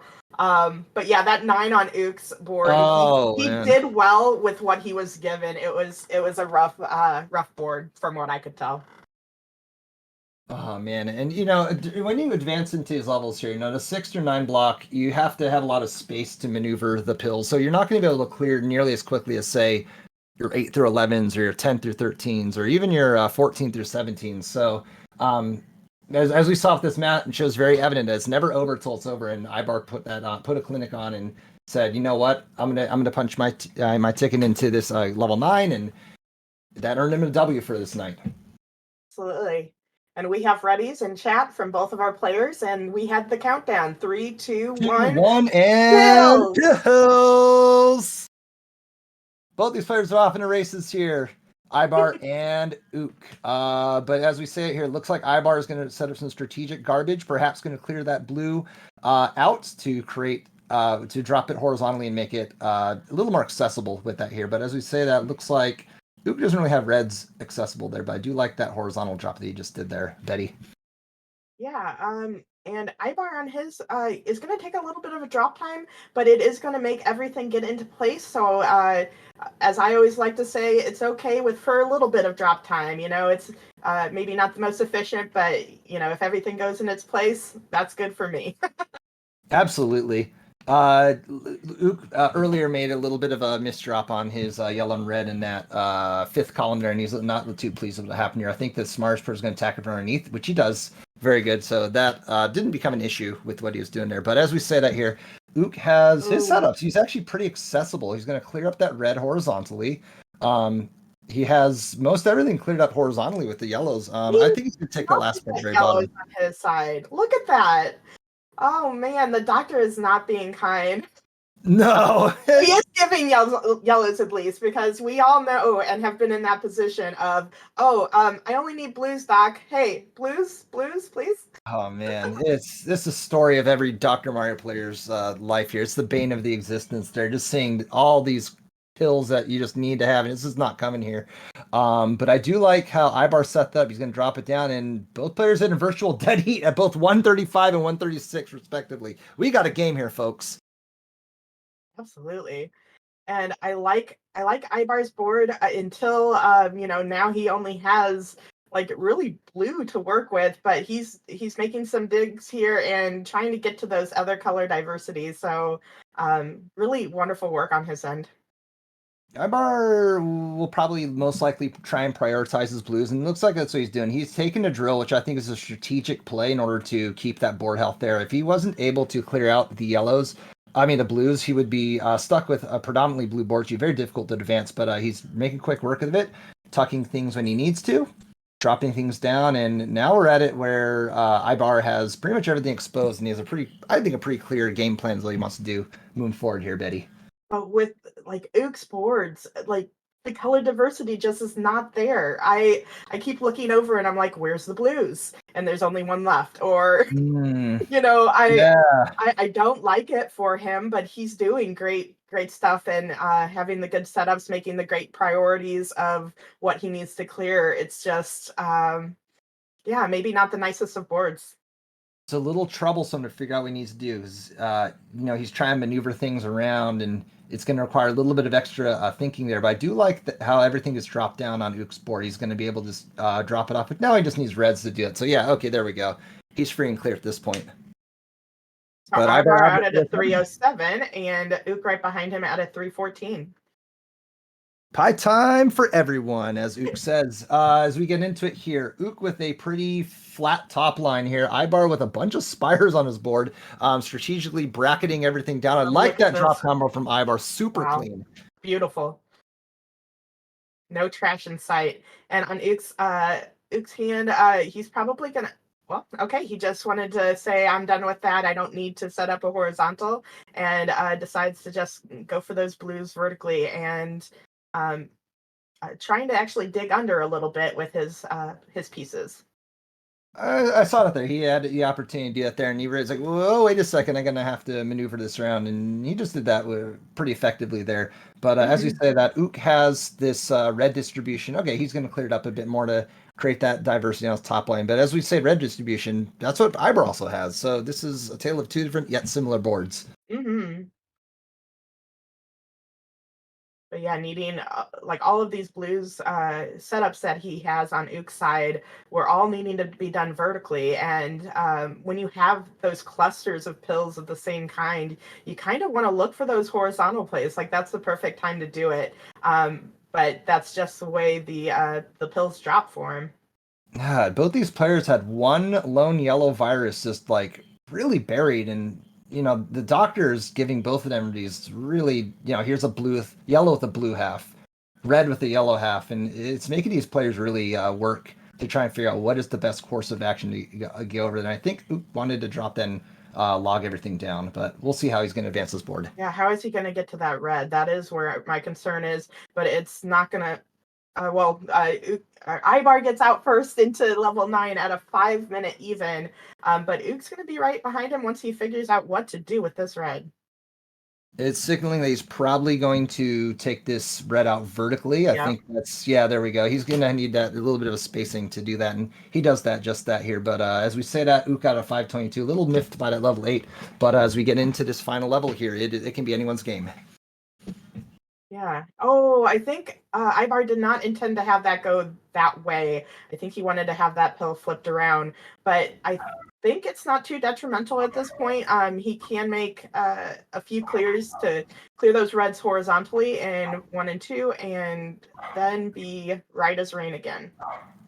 Yeah, I'm gonna agree with the play on Ibar's side. I'm not really sure what you want to do, but when we look at these players again, often you see a little bit of a look of grimace or disdain when a misplay happens here, and I'm definitely guilty. You'll see me make this comical look on my face, but Ibar keeping his cool, keeping his composure, and as we say that he has cleaned up whatever misdrop that was, and holds a 10 virus lead over on Ook there, and Ibar maintain a clean top line is what we like to see. Oh, but look at this foresight for Ibar's board too, though. Is he's just saving that blue? Oh, but he just ruined his chance to actually take that horizontally. So I'm not quite sure if he saw that when he made that play. But building it right back up, making those platforms. Oh, we lost Ibar, so let's go on over to Ook. Ook is making some similar great plays. He has this drop clear, and now. We're bringing on Savage already. It's crazy. Let's go. This is wild. Let's go. I didn't know Ook was playing Savage already. I thought that was round 2. Let's go. Savage going so fast she broke her timer. Wow, we have new records going on here, folks. And Ook is still going to play here. We're going to get Ibar on as soon as we can here, folks. But as we say that, the story of Ook's play has been all reds in his top line. His doctor is a really funny and he has a sick sense of humor. Not because he's a doctor, but it's like he's not getting the reds. Come on, Doc. Well, and all he needs are reds. Like no blues in sight, no yellows that are free and clear. This is crazy. Oh Savage, you're doing great. You're doing great. You look beautiful. Keep going. Savage out of 9 first. Okay, Savage takes this game too. Savage with 0-0, the first, sub 1 in DrMC history. Let's go. Amazing play from her. But as we say that, down to his final bits of his virus here. Need some yellows and reds. Let's go and check. I'm going to check the chat to see if we're getting what's going on in Ibar's world right here. But Ook out of 757. Perhaps a technical difficulty or perhaps some internet issues on Ibar's side. But let's take a look and see what's going on here and see if he's in chat. Okay. It looks like Ibar had a 706, so if that is true, and we'll go ahead and check the tapes on that and make sure that we confirm that. But with the 706, Ibar will take the second match from Savage and Ook at that. Oh man. You'll love to see it here. This is what I'm here for. Just seeing the uncertainty that comes up here. I mean, we get RNG in the game. We get RNG on stream. It's RNG land all around here. But it looks to me, it looks like a 706 based upon Ibar's board as well. Yes. GG's to both players. It looks like Ibar is moving on in our bracket. Excellent play from both players here. Commiserations to Ook, but excellent play from both players here, as you said here. But folks, when we come back, we're going to have a fantastic set of our next match here. Don't go anywhere. This is the DrMC. Good evening and welcome back to the DrMC. This is Swang coming in at you. We're going to be going into our next match, and in the booth with me, joining me is Larva. Larva, how are we doing today? I am very good, Swang. How are you today? Oh, fantastic. Thank you. I must say, excellent playing with your match against Floyd there, putting up a fantastic 630-ish on your stream there, so very excellent playing. But let's go ahead and talk about these two players here. Savage Octagon, their 7 seed, 10th seed Luke. What can you tell us about these two players here, Larva? So both players are actually in our weekly checkup speed run tournament, I guess you could call it. We go into our Discord, !Discord, if you would like to join us as well. Every Thursday, 8 p.m. Eastern. Other time zones have other times. I don't know. I'm Eastern, so that's what I know. You can join us. We have a lot of people there. Floyd does that a lot. Betty does that a lot. Both of these two, Swang, you come in sometimes. Packy comes in. We have a lot of people there, and you can hone your speed game with us. We do play seeded. We do play seeded races. all the time in there, so you can actually score your time versus the rest of us in a level playing field. And I will say, I can say with certainty that when I did the weekly checkups, when I did a few of them, it definitely does drastically improve your speed and your tenacity with the game, and just being able to see it on multiple levels there. And not only that, you get to hang out with a bunch of cool folks over in chat, get to hang out with the community, and it's just a good time for all just to play the games that we can all nerd out over and just make fun of what the RNG comes up with the doctor. But let's get these two players up and ready in a few moments here. It looks like Savage Octagon is ready to do battle against Luke. Looks like Luke is also ready. And I think we're going to get a countdown soon here, Larva. What say you? I think we're looking for one. Dave, whenever you're ready. There we go. We have a 3, 2, 1. Pills! Let's go! The 7 seed Savage Octagon versus our 10 seed Luke in his epic 6-9 battle best of 3 here. But as we say this year, looks to me like Savage playing that clean game, signaling for that horizontal drop, and I like that. Still maintaining a very clean top line in Savage Octagon. Yes, Luke has a lot of blue on his top line, and he's trying to figure out what to do with it. I hope that he isn't letting any nerves get to him, anything like that. I know that this can be stressful, especially if you're not used to it, especially if you're facing someone like Savage. But he does seem to be playing a very vertical game, very much like Floyd. So we do see that it works out for Floyd, so let's hope that it works out for Luke. Luke playing a clean board. Actually, both players are playing a very clean board, very tidy board. Hardly they're both very devoid of garbage, and it's evident with both these players, sticking to their plans, not overcomplicating things here. Luke's still not having any sort of garbage on his board, but even with his little bit of nerves that came into it, it's still only a one virus game now between his two players here. But it looks like Luke is going to continue his vertical clearing, as is Savage. Savage out of 115, 116, and Luke just needs a couple more blues to get out of here and into level 7. Yes. If you saw, there was a red yellow that Luke decided not to play on his yellow because he would have had to play it vertically, because he saw that the next virus was going to be a double yellow. So that was actually very good heads-up play from Luke. That's what we like to see, is that everybody is looking at that next box, because it can tell you how to play the pill that you currently have. Absolutely, it's definitely a good way to figure out if this is the next if this is the next pill to play, or whether or not you should just dump in and hope to find something a little bit better here. But as we see that, both players are maintaining a very clean top line here, although it looks like Luke's going to clear up the majority of his blues. He's going to have to maneuver all of his blue halves down, but he just needs reds and yellows. But as we say that, Savage presented with just a punch of yellows on her board and is going to take probably clear up the blues as her last bit of it here, to make sure that she can clear up the yellows as quickly as she can here. But it's a 10 virus game between these two players.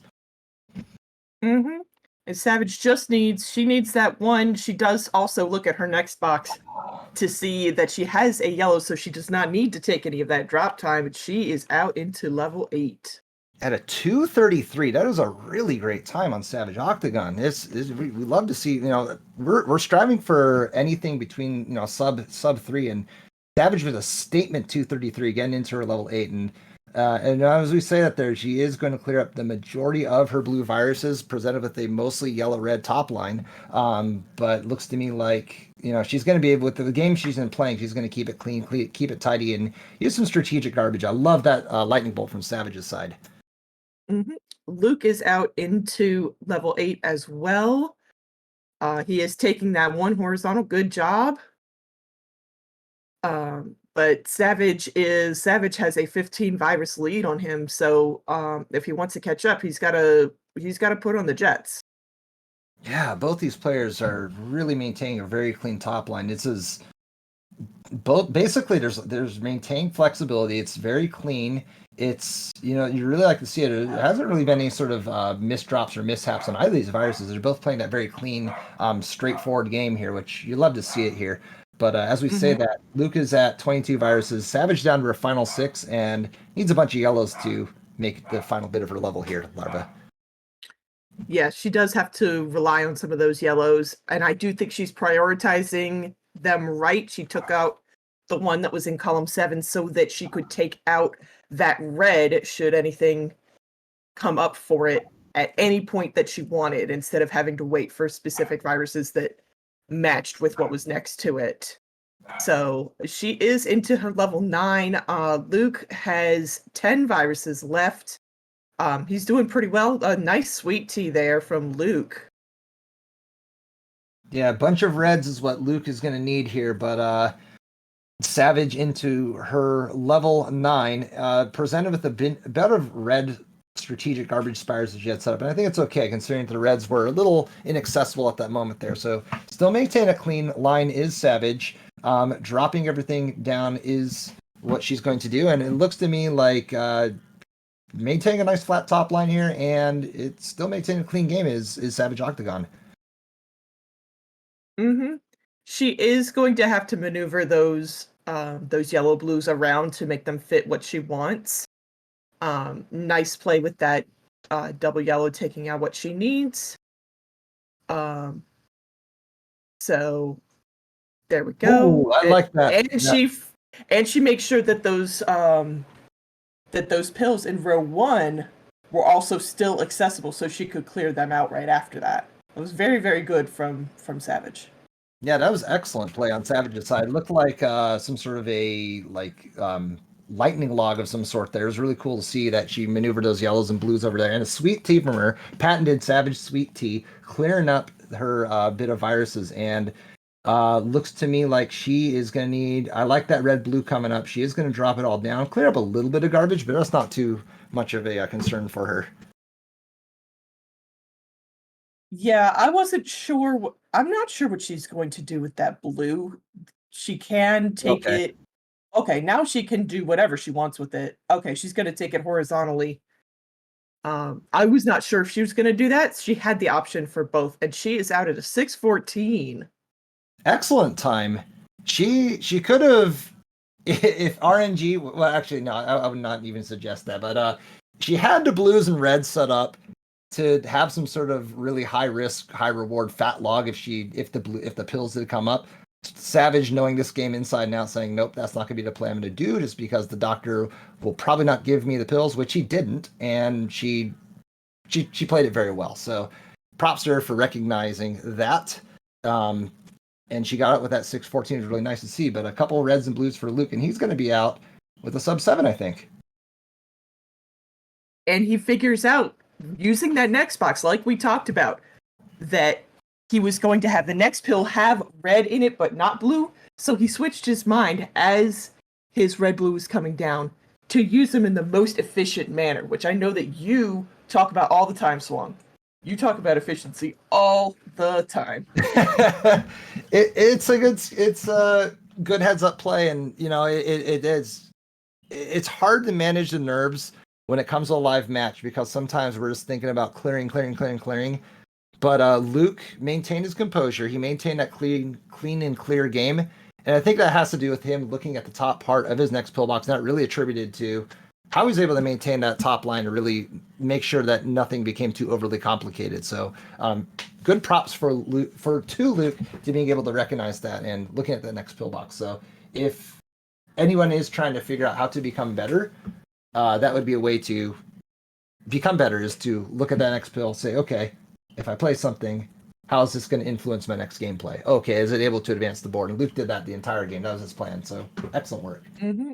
And we have a terrible reference from John Dat Flindo in the chat. Boo earns to John Dat Flindo. Oh no! I see it now. I see it now. I see it now. I had to look through. Oh, he couldn't resist. Oh man. Oh. At least I chuckled. Okay.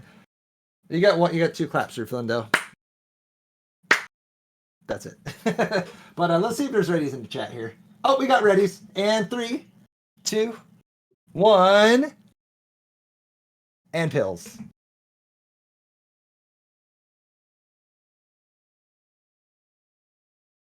However, looking at these two boards here, and it looks to me like Savage has a little bit of maneuverability in the 6 and 7. I'm sorry, the 5 and 6 columns with a bunch of blues here. She may take some strategic garbage if she's not able to maintain that clean top line within her board here. But as we say that, things are coming up for her. She is tucking and maneuvering things, is going to strategically and smartly take that yellow horizontally with that yellow double yellow that she was presented. She does have that one spire in column 3. She can take it pretty much whenever she wants. She's most likely going to wait for a double red so that she doesn't take any drop time. Because as we all know, drop time is a quarter of a second per line dropped, where you can't do anything. I agree with that. There she goes. Okay. She had a lot of red on her top line, so she could take it leisurely, but I think that was a smart play.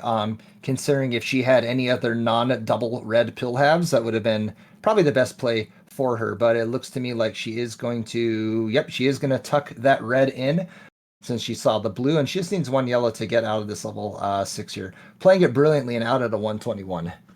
Oh, and Luke with a cross. Did you see that?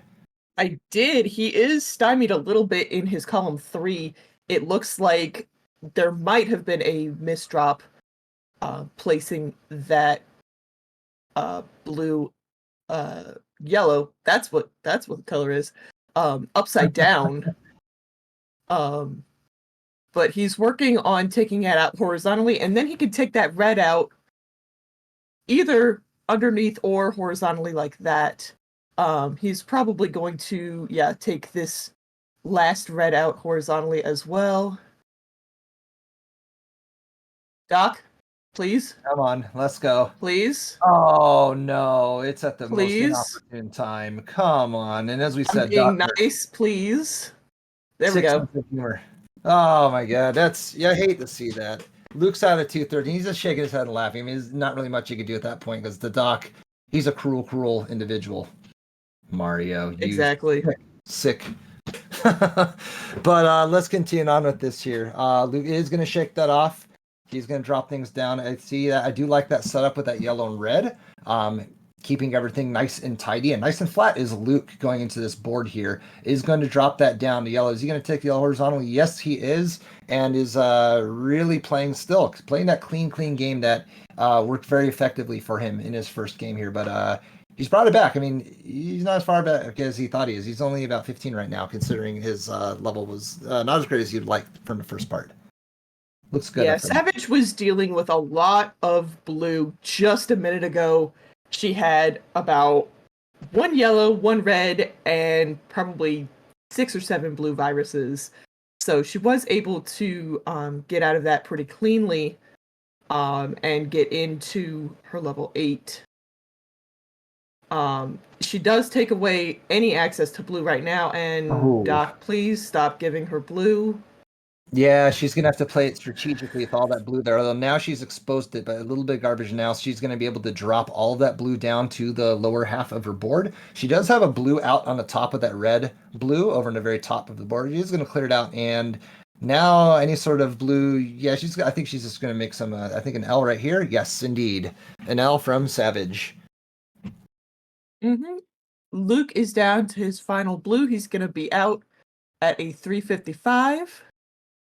And into his level 8, he does have a lot of good horizontal opportunities. Yes, I like this. Good job. Yeah, excellent work from Luke there. He got it set up, and that was the best thing he could have done there. Very, very heads up play from him. But he's got a lot of doubles in that columns 2, 3, and 4. So if the Doc is able to provide with a bunch of red blues and blue yellows, Luke can really do some damage on his board here. Mm-hmm. He just has to get things in the right order, which he might not be getting in the right order right now. Yeah.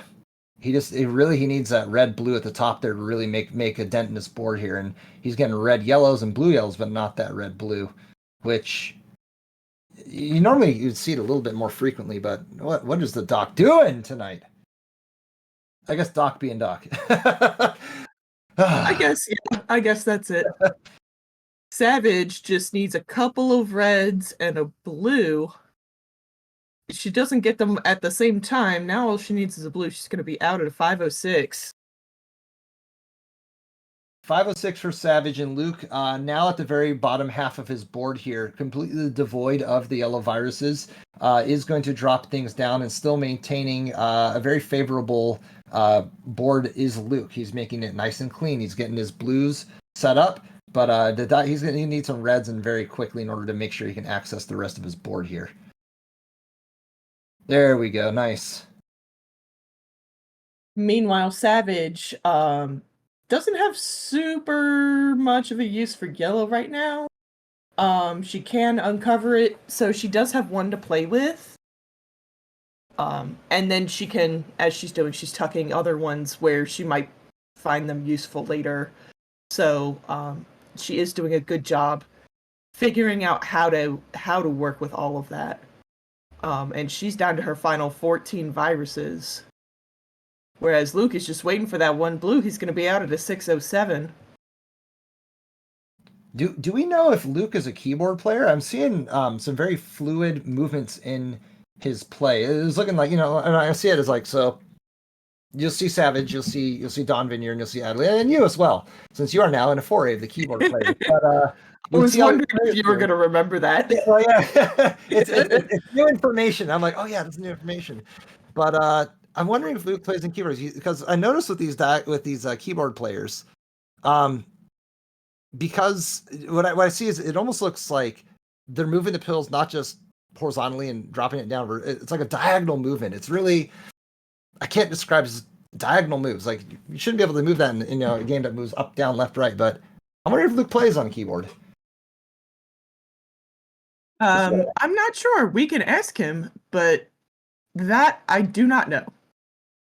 Just fluidity. There's something about it. Yeah. If you take a look at it, it was like towards the very end, really trying to accelerate and jump into his last level here. But Savage out at 636 here. Luke going to drop this down here. I like that. Look at this there. Good. Boom.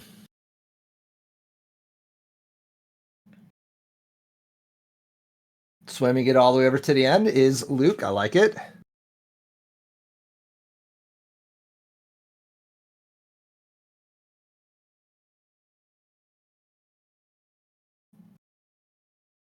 He didn't like that play because he took away his horizontal. I was wondering if he was going to notice. I saw the setup and thought, oh, that's good. Oh, wait. He might get rid of his own horizontal. There we go. All right, cool. Luke getting into the last part here. Everything's going to be cleared out vertically. I like that blue. And then into the yellow. Again, look at the next pillbox. And Luke got an 8-12 there with the second match against Savage Octagon. GG's to both players. And we will see Savage tomorrow in round 2. GG's to both players. The 8-sided polygon is dethroned Luke here. But yeah, as we take a quick break here, we will get into the next bit of it here. Commiserations, Luke, for playing a fantastic game, and Savage are playing a brilliant game, but don't go anywhere. Just to let you know, Swang. Yeah. Luke did say that he does play on keyboard. So your intuition was right. There we go. Hey, there we go. Cool. So we have another keyboard player. Fun fact. But don't get anywhere. We will see y'all later. This is the DrMC. And welcome back to more round 1 action of our April Dr. Mario Monthly Speedrun Tournament. My name is Larva12. I'm joined in the booth by OoktheLibrarian. Ook, how are you doing today? Doing all right, Larva. How about yourself? I'm doing pretty well. We have our number 2 seed Dars versus our number 15 seed Riggs. What can you tell me about both of these players? Well, so Dars has been with us for a while now. He was, I believe, started off in the original DMM back in 2020. He is competing in his third tournament this month, so take that current ranking of number 17 with a grain of salt because it will be going up as he has hit his 3-month qualifier, and that is going to be going up. He's won his first round the last 6 attempts, and this month put up a beast of a qualifier, PBing and getting into Club 18, becoming just the 10th member of that prestigious society. On Riggs' side, he is in his 4th month playing, and all 4 months he has made the top 16. But he has also been really, he's gone through the gauntlet. So, he's faced Savage, he's faced Packy, he's faced Swong, now he's got Dars. It's going to be interesting to see what these two have for us today, Laura. And not only did Dars get a personal best in his qualifier, Riggs also got a personal best. This is the only matchup with both players getting personal best in the qualifier this month. Absolutely. So it's going to be a heck of a match when we get it started here. Can't wait to see what it's going to look like. Okay, we have readies and we have 3, 2, 1 pills. All right. So not the most favorable board on Riggs's side. Dars's side, I like it, but yeah, really, I mean, it's a preponderance of blue, and that's about it. And it doesn't seem to be causing any sort of issues right now. So the only thing I don't like about Riggs's board is just how high up it is. Yeah, he does have, on both sides, he does have high pills. He has just chopped down all of that column 1, though. Hopefully he can get a red-blue to get column 7 and 8 under control. There we go. And that double red's going to be great to get rid of the highest of his pill halves. So now it's just a matter of, getting things taken care of, getting these doubles as efficiently as possible. Dars is a little stacked up on his left side, but it's just, the doctor, like I said, a preponderance of blue, and, well, he's not getting it. So does get that red there. That red-blue would have been really nice firing off that blue, but man, there's just not a lot of blue coming Dars's way, and that is going to give Riggs the opportunity. Oh, I forgot about that red down at the very bottom. So we're going to see what Riggs does with that. He's not getting any blue either. Gets one, and here's the second one he's out at a 138. Dar's out at a 136. So it is neck and neck. Oh, I do not like this board for Riggs. He doesn't have any yellow at all on his top line. Well, if you look over at Dar's side, you'll see a veritable lack of red. So, yeah, neither board particularly kind at the start of this level, although Riggs does manage to pull off a very nice combo there to clear out quite a bit of his top. Yeah, and now Dars has a bit of a lack of access to blue. I think he's decided to take those 2 yellows probably horizontally. I'm sorry, probably vertically, based on what he was doing with his pills earlier, but he may change his mind. Yeah, meanwhile, Riggs is looking at just a lot of red yellow, and he does take out some stuff with his horizontals, but all of the yellows that he's getting are tied to reds, and there are more reds on the board than there are yellows, so kind of rightly making the choice to focus on or prioritize his reds. Does get a red blitz, though. That's going to be helpful. And Wonderful. Oh, and it ends in the right time. But we see Dars out at a 306, 307, so he is going to take the lead into level 8. Only Riggs by not about far 10 behind at a 318. Yeah, that 10 seconds, that's certainly something you can overcome in the late game. Yes, as someone who has done that, it is very doable. Oh, yeah. You can overcome a lot of different things if the doctor is nice enough to you. Yeah, well, that's always going to be the case. Hey, Doc, please don't make me have to get cute. That's what I always say. All right, so looking at these boards, very vertical board for DARS. This is kind of reminiscent of what we saw for Floyd earlier. Not a lot of opportunities to take stuff out horizontally. It's all just kind of stacked up on top of each other. Riggs, little less so, but it's kind of high flying itself. Although I like what I'm seeing, the opportunities that he's got to put some doubles and some horizontals together and really chain a lot of his clears out together. Dars has got similar opportunities, but he needs a lot of red and quite a bit of creativity to make it work. Yeah, Riggs just needs that one blue and then 3 more blues, and he's gonna be out.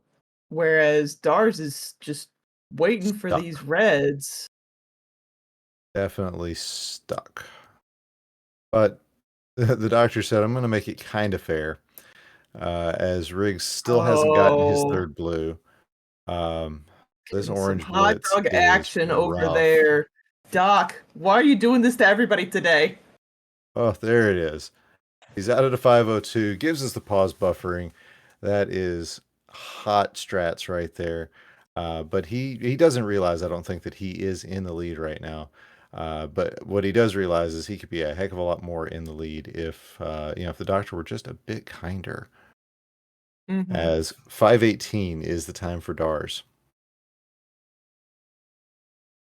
So we're pretty much off to the races now. This one could go either way, as just not a lot of blue Look at this from access. Dars, a horizontal. That was beautiful from Dars. DARS with some nice Very, very good clears. board awareness. Yes, Kat, I liked it too. Yeah, she's definitely a fan. The original cat percent hanging out over here. So, yeah, this is not great boards for either player, as Riggs gets a double red right after he could have used it to knock out a quad. Looks like he's going to go for that quad. I don't blame him. That's what that's there for, but it does leave him with some garbage this time. Yeah, and there are some times, and I know you've had those times, I've had those times where there's a certain pill, a certain combination, however you want, that you will not give up. Yeah, that happens. You were just like, no, I really want this, and I really want this now. And sometimes the doctor provides, and sometimes he doesn't. It's a veritable animal house over here, as I'm sure you guys can hear my dog barking now too. This one's getting really close. It does look like Riggs might be able to pull this one out, although Dars is not going to let him have it too easily, and Riggs does have to get that red unstuck. Now, he does have 3 spaces underneath, so he could handle it horizontally or underneath, Oh, but those double yellows are great, but then, okay. now the doctor has to be kind. And looks Doc, like it is not Doc. going to happen, as Dar's out at a 723, Riggs out at a 726.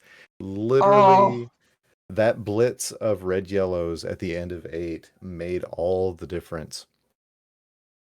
So, Yeah, Riggs giving the head that was shake. RNG at the end. Yeah, both times that RNG was rough. Giving a mean gesture to Riggs. Yeah, so both players putting on a show for us, but man, oh man, game 1 goes to Dars, who definitely earned it. But the doctor said, yeah, he earned it with a little help from his friends. So let's see what these two can do for us in game 2.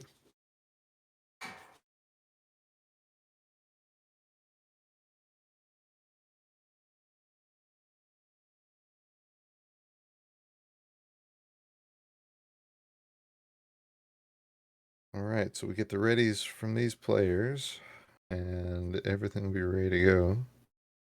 We do have Dars playing on high speed with fever music, and Riggs playing medium chill. He's taking Ook strats. Yeah, I don't recommend that. Uh, I don't recommend playing like me. Let's just leave it at that. All right, so we've got a ready from Dars. We got a ready from Riggs. We got a ready from the DrMC, and it's 3, 2, 1, and pills. All right, nice top line for both players this time. Doctor decides to play pretty nicely. We'll see how long that lasts. As yeah, good solid play at the beginning for both players. Yeah, I'm just looking at Riggs right now, and he's had somewhere to put every single one of his pills without any kind of garbage, anything like that. Now, it won't stay that way, but it is kind of nice to have that at least at the beginning. And now, I jinxed it. I'm Oh, sorry, a red Riggs. blitz. I'm That's sorry. not what we wanted to see at all. So looking over at Dar's side, he has had to deal with some garbage issues, but is using everything pretty cleanly. Looks like he had a misdrop on column 6 and 7. I would assume that that yellow blue, literally red's the only color that's not on that pill, was meant to go in the opposite direction, but he'll get that cleared out pretty easily, I think. Um, Yep, looking pretty nice there. Although now he's stuck trying to get this horizontal off the board, and Doctor giving him just what he needs to do that with a double clear. As Rigsno out at a 129, and Dar's not going to be too far behind, but he's going to need 2 more blues. There's one, and out at a 137. Oh, I like the start of Dars's board here. There are a lot of opportunities for double clears if he wants to take them. A lot of them are horizontal, but he can do that if he wants. He And he signaled does that have some. He does have some places actually to put garbage and things like that as well. So he has been dealing with the issues of the board pretty well. Yeah, he was signaling with those 2 blue pill halves on top that he wanted to take those reds horizontally. Has not taken any opportunity that he's been given to do so. So I'm kind of curious what the plan is for Dars. But he is our 2 seed for a reason. So it looks like he is just going to take care of those. As he's still kind of digging his way out of this board. But Riggs looking pretty solid. He has gotten just about everything under control. Looks like a horizontal. He would love a double red right now, or to manufacture one. Literally at this point, any red would look good. There's the one he needs. He's going to get this blue taken care of, and now it's just 3 more reds to get out of level 7, 1, 2, and 3. He's out at a 301. And Good starting to job open up from a healthy Riggs at the lead. end of that. Yeah, that's a nice lead. He's got a 12 virus lead at this point. So, and he's working. He does have. There's a lot of blue up there that he's got to work with. So, I kind of wanted him to get those blues horizontally. Let's see if he could do that now that he's cleared that yellow up. Yeah, it looks like he's Yep, there planning he goes. that, and Ooh, great cross nice. clear. Very good board awareness, as Dar's out at a 337. So definitely Riggs in the driver's seat here in level 8. But that, of course, can turn on a dime. Mm-hmm. And we've seen it. We've seen it today. We've seen it. We see it all the time. So hopefully, Dars hopes that he can do what he needs to do with these levels, Ooh. and Riggs hopes that he doesn't. Yeah, that drop in 2 and 3 for Dars, though, not going to Mhm. be the sort of thing to get him back into this. He wanted it 2-3, instead it ended up in 3-4, and that is just not pleasant for him. It does look like he'll be able to Oh, there's the double blue that would have been really helpful. Looks like he is going to be able to get it taken care of, but it's going to take some time. And time is unfortunately not on his side right now, as Riggs just about free and clear for his viruses. He's got this one red in the corner that's going to be a bit of a problem unless he gets some clearance with a red yellow. That'll be very helpful. Looks like he wants a horizontal blues, or nah, he's just going to take it vertically. He's going to be out of level 8 at a 506. And at Something that was very smart with that was you could tell that he had the contingency for both horizontal and vertical plays with that last red. And that's something that our high level players do. They make sure that they can get access if something happens. Oh, and a miss drop in columns 1 and 2. Hopefully not a he critical can one. just shake that off. I would do that. Just pile the same pills onto it until it's cleared. Don't worry about it until then. Yeah, something about this pill sequence said yellow blue is going to come up as Dar's out at a 547. But yeah, something about this pill sequence kind of made it feel like you're going to see some more, quite a bit of yellow blue, and in fact, that is exactly what happened. So yeah, Riggs was able to clear that out. Oh, I love this. That's a nice sideways T. Mm-hmm. He does only have now one yellow left on his board in its entirety. It is going to be an oops all red situation. Very likely so. But a lot of these reds can be taken out together, and it looks like he says, hey, we're going to make this a horizontal on these blues. Almost forgets that that's what he was planning, and he can stack up and get these reds horizontally. I think that would probably be the play. Smart move to go ahead and get these taken care of. And now last one, Riggs out at a 647, takes the win in game number 2.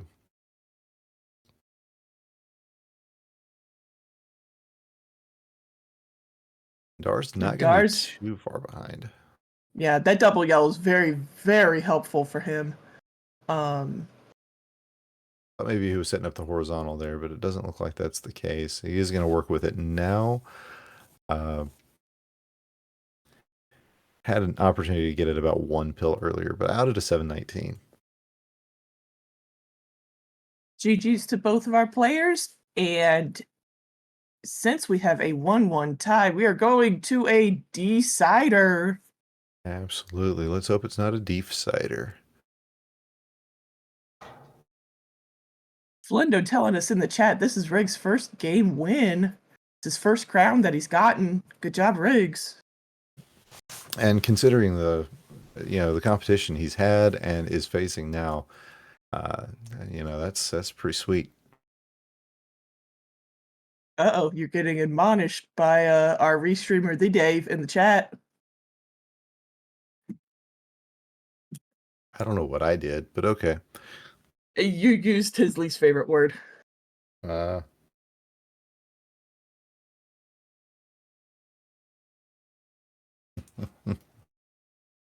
let's get our readies in, and I'll say some other things. There are the readies. Here we go. 3, 2, 1, and pills.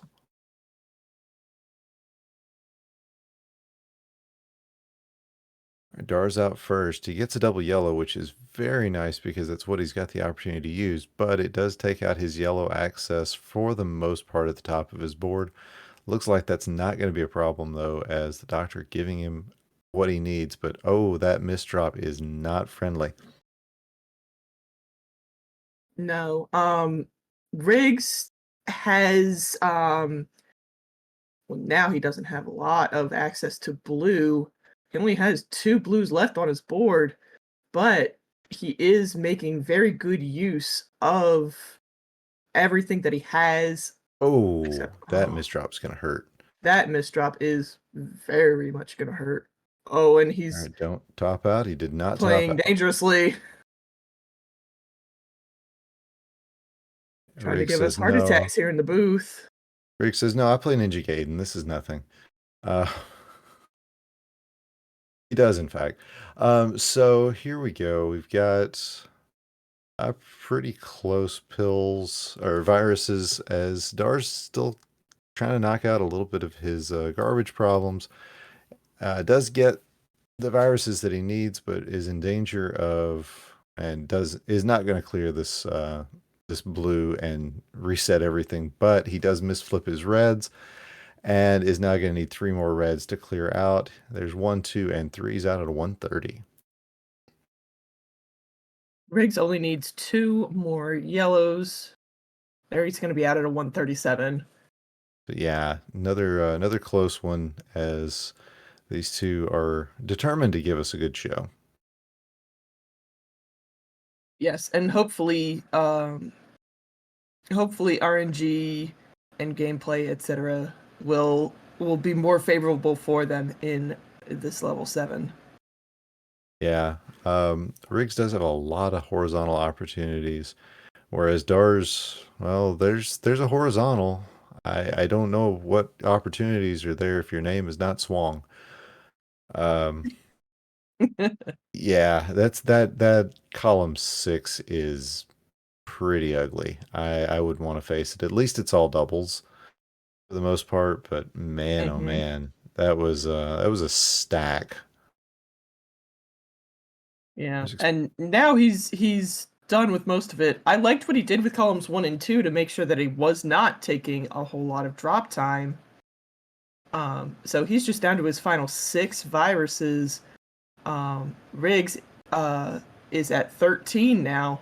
He still has some build up in column 4 that he really kind of needs to get rid of because there's every color underneath it. Yeah, so Dar's out at a 301, and Riggs finally gets the blue that he needs to start digging that tower out. Again, his tower wasn't quite so bad that you expected to see John McClane climbing up it with barefoot, but he is. It's not It Christmas. did take him some time. Yeah, I know, but you get the chance to make a Die Hard reference, you make a Die Hard reference. So he is out as well, about a 330. So it took him quite a bit of time to get through that 7, and ours has taken advantage of it. But again, we've seen these two players put on some good levels for us so far. Yes, I do think Riggs is a little hampered by not really being able to use blue effectively in his top line. And I think he might have shifted that double yellow a little bit too far. Well, thankfully he's got the yellow blue to clear everything out. Dar's not sure what I'm seeing with this yellow. I think he's gonna have to take it vertically now. Although he does have a good opportunity for this blue, takes that. I don't blame him one bit for that one. That is looking real good. This end game is looking very sweet for Dar's. Just has to get this red out of the way so he can get these blues unstuck. Sees his next pill is a double blue. So now he's down to 1 red. And the doctor says, hey, blue and yellow. 443 going into level 9. With a pretty strong advantage over Riggs at this point. Yeah, and he has a very flat top line that we like to see. Things are pretty evenly distributed throughout his board. Some spaces, but not enough to where there's really going to be a whole lot of drop time unless he really starts spiring his board. Yeah. Now, this combo that Riggs is putting together, I like it. I like it a lot. I wish he hadn't had quite so much drop time for it, but he's out at a 522, and it's time to play catch up. This is the part of the game the Tetris players call the chase. You know what you got to do, and you just got to get there. So I understand that this is not at all like a Tetris chase. I don't care. I'm tired of making good references. So, oh me. So wow, this is a very red board for Dars. Yeah, there's It's just a lot everywhere. going on. Yeah. It's it's everywhere. He had at one point 4 or 5 rows all next to each other where all of the top line were red. And we do not want to see that. That is very hard to work with because you're stuck working with reds only. And like we've said, the doctor doesn't always want to give that to you. And by doesn't always, I mean never. Yeah, and check out this for Riggs that he was really hoping to build a combo out of that horizontal there.